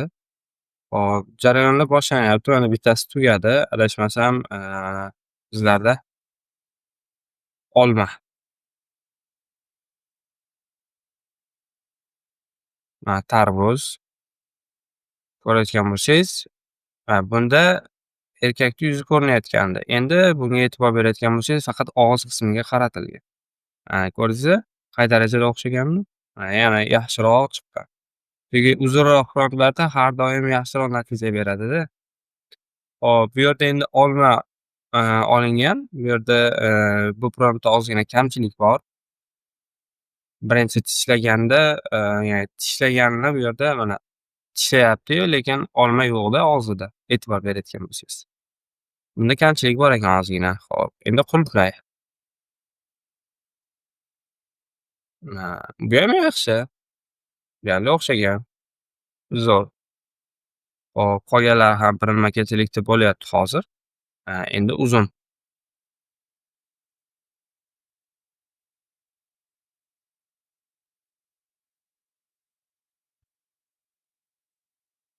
Yaxshi, bu ham o'rta darajada desa bo'ladi. Mana bu esa zo'r chiqibdi. Ko'rayotgan bo'lsangiz, ishonchliroq ko'rinishda. Yaxshi, zo'r. Mana shunaqa ketma-ketlikda qilib olinadi videolar. Ya'ni, siz mana videoni bundan oldingi qismida men sizlarga o'sha, sound effect generator qilishni ham o'rgatgandim. Xuddi shu ketma-ketlikda videolarni qilib yuklab olgandan keyin CapCut dasturiga tashlab, ya'ni uni montaj qilib chiqsangiz bo'ladi. Har xil ovozlar, musiqalar qo'shib montaj qilib chiqsangiz bo'ladi. Masalan, hozir, boshqacha ko'rinishdagi yana bitta prompt yozdiramiz. Ya'ni unda bitta video uchun aytaylik, 10 ta, 15 ta kadr uchun ketma-ketligi mos bo'lgan prompt yozdirishga harakat qilib ko'ramiz. Hop, oxirgisi qoldi, ya'ni orange qoldi.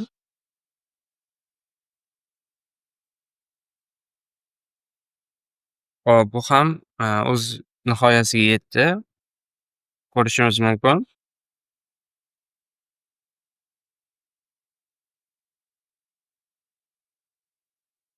Yaxshi, zo'r. Hop, endi, manimcha buni tushundingiz. Qanaqa prompt yozilishini tushundingiz deb o'ylayman. Hop, endi biz qilishimiz kerak bo'ladigan navbatdagi mavzu, masalan, shunaqa videolar bo'ladi. Kadrlar kadrlar qatnashadi-da. Videoni video qiladigan asosiy narsa u kadrlar, ya'ni kadrlar almashib turadi. Kadrlar ketma-ketlikda bo'lishi kerak. Endi biz, o'shanaqa beramiz. Endi men, bu yerga savol beraman quyidagicha. Hop, menga, ertalabki nonushtani, nonushtani, hop boshqacha yozaylik. Men, video qilmoqchiman. Videoni asosiy, mavzusi ertalabki nonushtani nonushtani tayyorlash. Video taxminan, video taxminan 10-15 ta kadrdan iborat bo'ladi. Kadrdan iborat. Va bu kadrlar ketma, va bu kadrlar ketma-ketligi almashganda buzilib ketmaydi. Buzilib ketmaydi.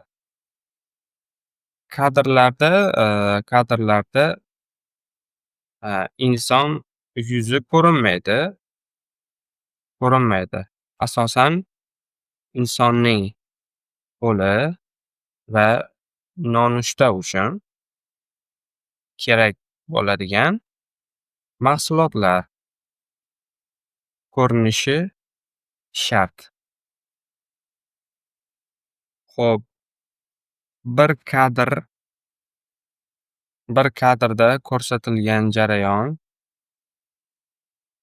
jarayon ikkinchi kadrga mos tarzda ulanib ketishi kerak.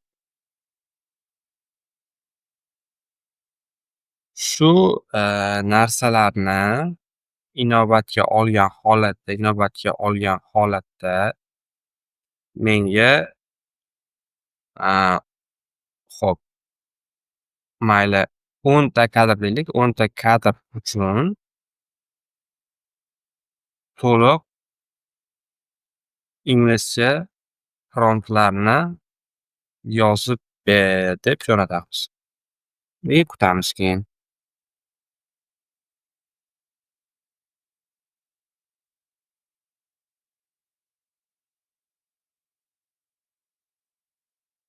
Hop, bu yerda yana, promptlarni qisqa qilib beryapti hozir.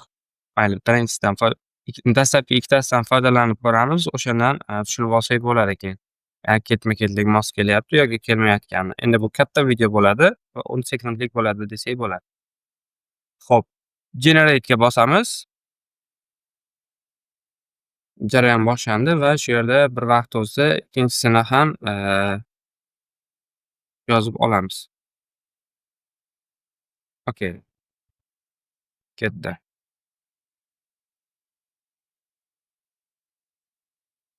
Jarayon boshlandi.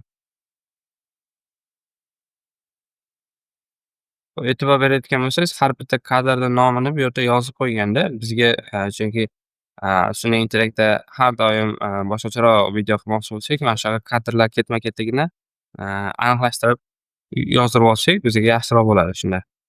Ketma-ketligi yaxshiroq chiqadi.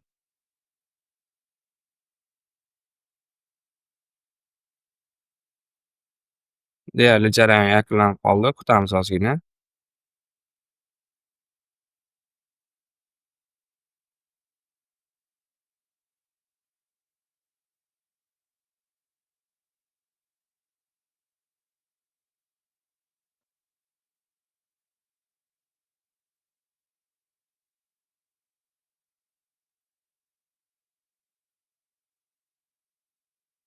Mana, ikkinchi kadr, tayyor.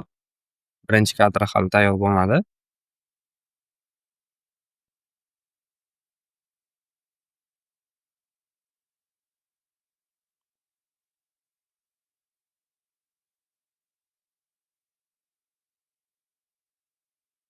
ko'rishingiz mumkin sifatli video. Bizga asosiysi birinchi kadr qiziq. Ya'ni birinchi kadr qanday boshlanadi, mana bu ham o'z nihoyasiga yetdi. Hop, ko'rishimiz mumkin.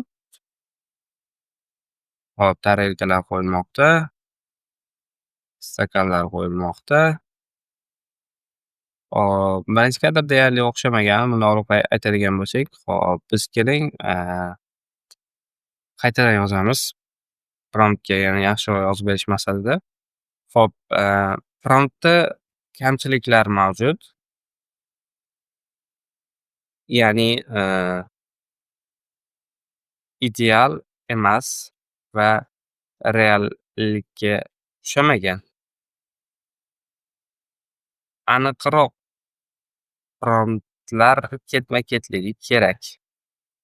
Ketma-ketligi kerak deb jo'natamiz.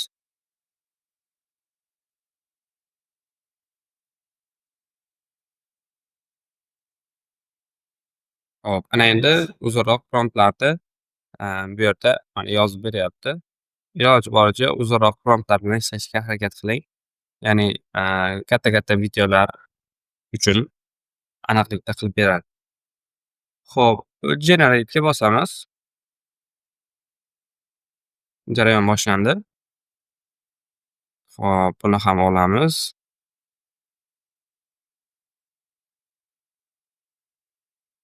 Hop, endi ketma-ketlikda qilib ketaveramiz. O'sha bizga nechta bergan bo'lsa, 10 ta yozib bergan bo'lsa, o'sha 10 tani animatsiya holatiga o'tkazib olamiz.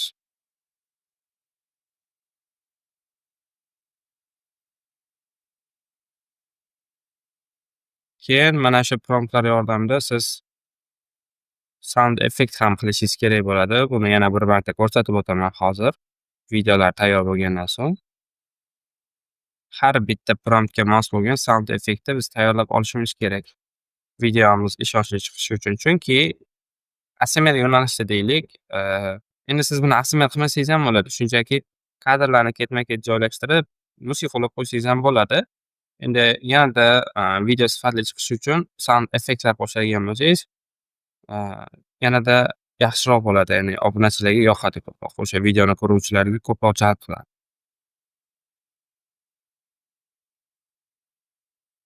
Hop, demak 6-chi nima bo'ldi? Endi 7-chi promptni olamiz bu yerdan. Bu yerga tashlab, Generate'ga bosamiz.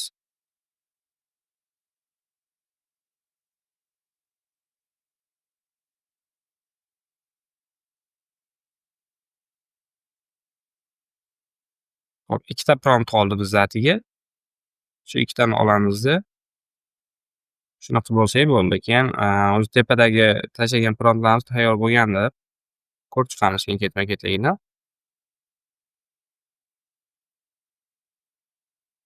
Okay.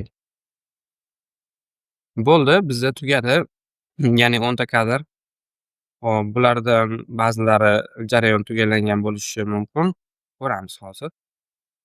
Hop, mana bu tepadagilarni o'chirib yuborsak bo'ladi. Bizda chalkashib ketmasligimiz uchun, bu kerak emas bizga. Bularni o'chirib yuboraylik. Bizda faqat shu oxirgi ishimiz uchun bo'lgan kadrlar qolsa yetadi.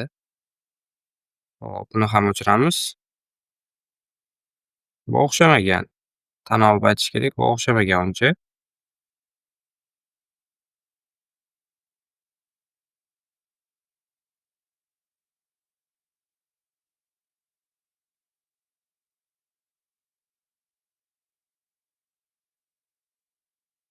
Hop, oxirgisi apelsin edi. Buni ham o'chiramiz.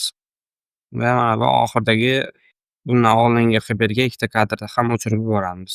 Bizlarga shart emas. Hop, ana o'chdi. Demak, birinchisi shu ekan. Ikkinchisi, ya'ni bu yerda o'sha ovqatni tayyorlanish jarayoni boshlanmoqda bu yerda.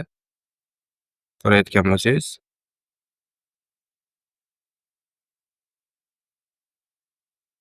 Xo'p, keling mayli yuklab olishni boshlaymiz. Demak, buni yuklab olamiz.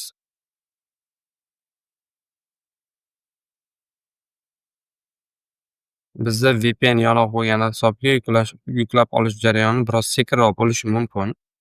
Xo'p, buni загрузкаga, masalan 100 deb, skачать qilaman, ya'ni ketma-ketligini aniq qilishim kerak. Buni esa priz 1 deb yozamiz.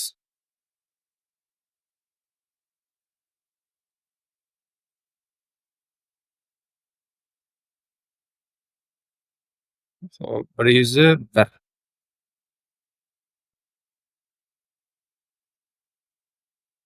Bu yerda endi odamni yuzi ham ko'rinyapti, e'tibor berayotgan bo'lsangiz. Bu bo'yicha yana promptlar bilan ishlashga to'g'ri kerak bo'lib qoladi.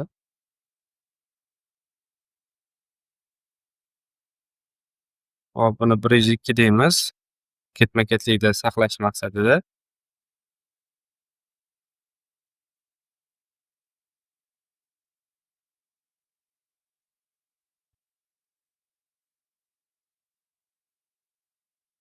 Hop, buni 103.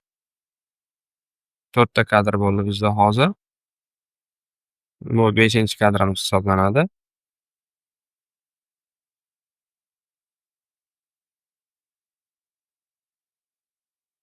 Endi, hozir bu yerda 10 sekund video qilib beryapti. Hamma, kadrlarni 10 sekund qilib qo'yishingiz kerak emas. Qaysidir kadr tez bo'ladi, qaysidir kadr sekin bo'ladi. Yana qaysidir kadrdan 2-3 sekund olsangiz yetadi demoqchiman. Xo'p, demak bu, bizlarda adashmasam 6-kadr bo'ladi.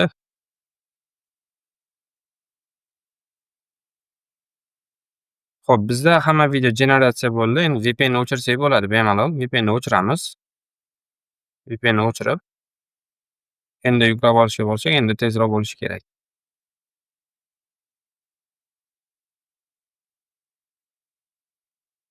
106.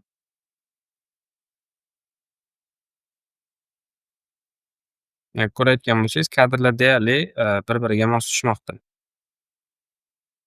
Ba'zi bir kamchiliklarni inobatga olmasa. Masalan, hozir tuxumni non ustiga qo'yish kerak edi, bu chetroqqa qo'ydi. To'g'ri tushunsa bo'ladi baribir sun'iy intellekti. Xo'p.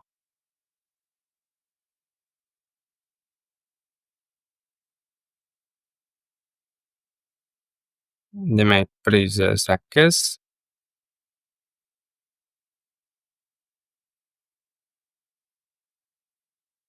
Bunisi priza 9, ya'ni oxirgi kadr shu bo'larkan bizda. 109. Ana bo'ldi. Endi, biz o'sha, videolarimizni CapCutga tashlab olasiz. Montaj qilishda bu yerga tashlab olasiz. Hop, ana videolarimiz tushdi. Hop, endi ketma-ketlik mana sonlar bo'yicha men tartiblab chiqqanman. Shu ketma-ketlik bo'yicha joylashtirishingiz kerak. Endi mana birinchi kadrda joylashtirmasak bo'ladi, chunki bu yerda qahva qo'yilyapti-da. Biz mana ikkinchi kadrdan boshlab kelsak bo'ladi to'g'ridan-to'g'ri. Ya'ni ish boshlangan jarayonni. Mana bu yerdan tashlab olasiz. Ketma-ketlikda bu yerda, to'g'rilab olishingiz kerak endi.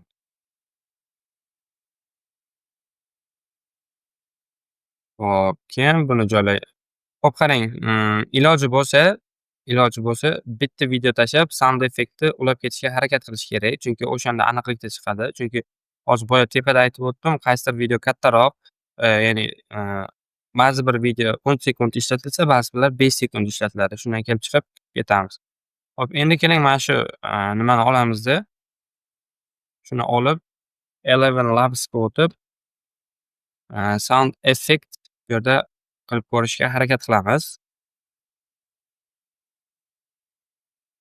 Hop, bizlarda sound effect bo'limiga o'tib, promptni tashlaymiz bu yerda. Hop, generate'ga bosamiz. Jarayon boshlandi. Oldingi tarixingiz ham bu yerda turadi-da. Ularni yopib qo'ysangiz bo'ladi masalan. Sanasigacha ko'rsatib turadi.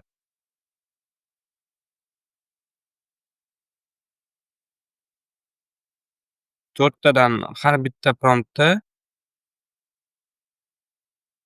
to'rttadan sound effect qilib beradi. Qaysi biri ma'qul keladigan bo'lsa, o'shani yuklab olib, eshitib ko'rib, montajga qo'shsak bo'ladi.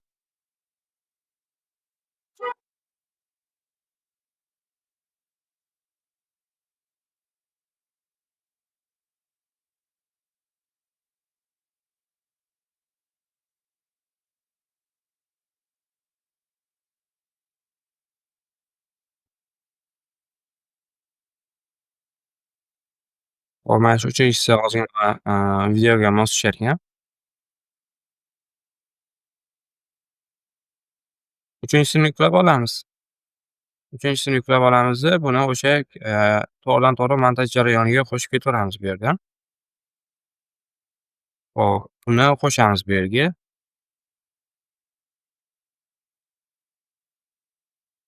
Mana qo'shdik. Hop, endi eshitib ko'rsak bo'ladi.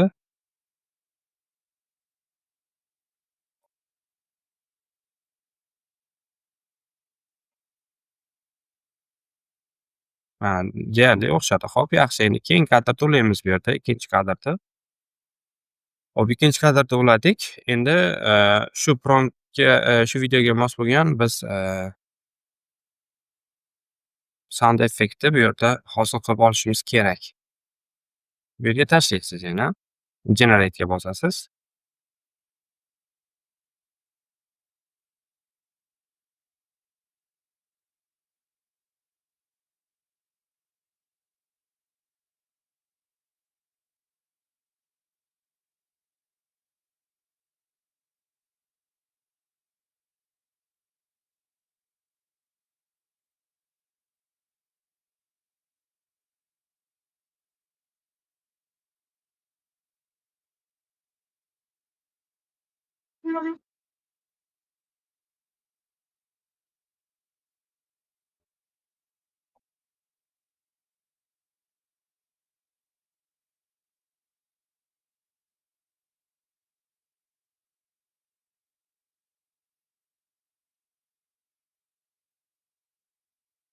Video cho'zilib ketmasligi maqsadida men bu jarayonlarni endi ozgina tezlashtiraman.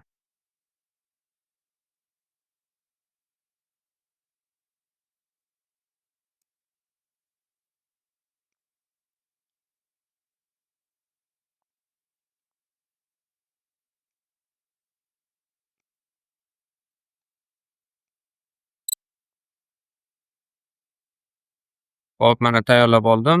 Endi qiladigan ishim videoni tepa qismida sun'iy intellekti belgisi turadi, AI deb. Eslaringizda bo'lsa buni aytgandim. Endi biz qiladigan ishimiz hozir hamma videoni belgilaymiz-da bu yerdan. Hammasini belgilab chiqib, mana bu yerdagi scale'da 111% qilib qo'yasiz. Bo'ldi, shunda tugadi. Endi videoga yana atmosfera qo'shish uchun orqasiga sokinroq musiqalardan birortasini ulab qo'yamiz. Ovozini pasaytirib qo'yamiz faqat. Mana shuni ulasak bo'ladi. Hop, bu yerda ovozni pasaytiramiz imkon qadar. Eshitib ko'ramiz.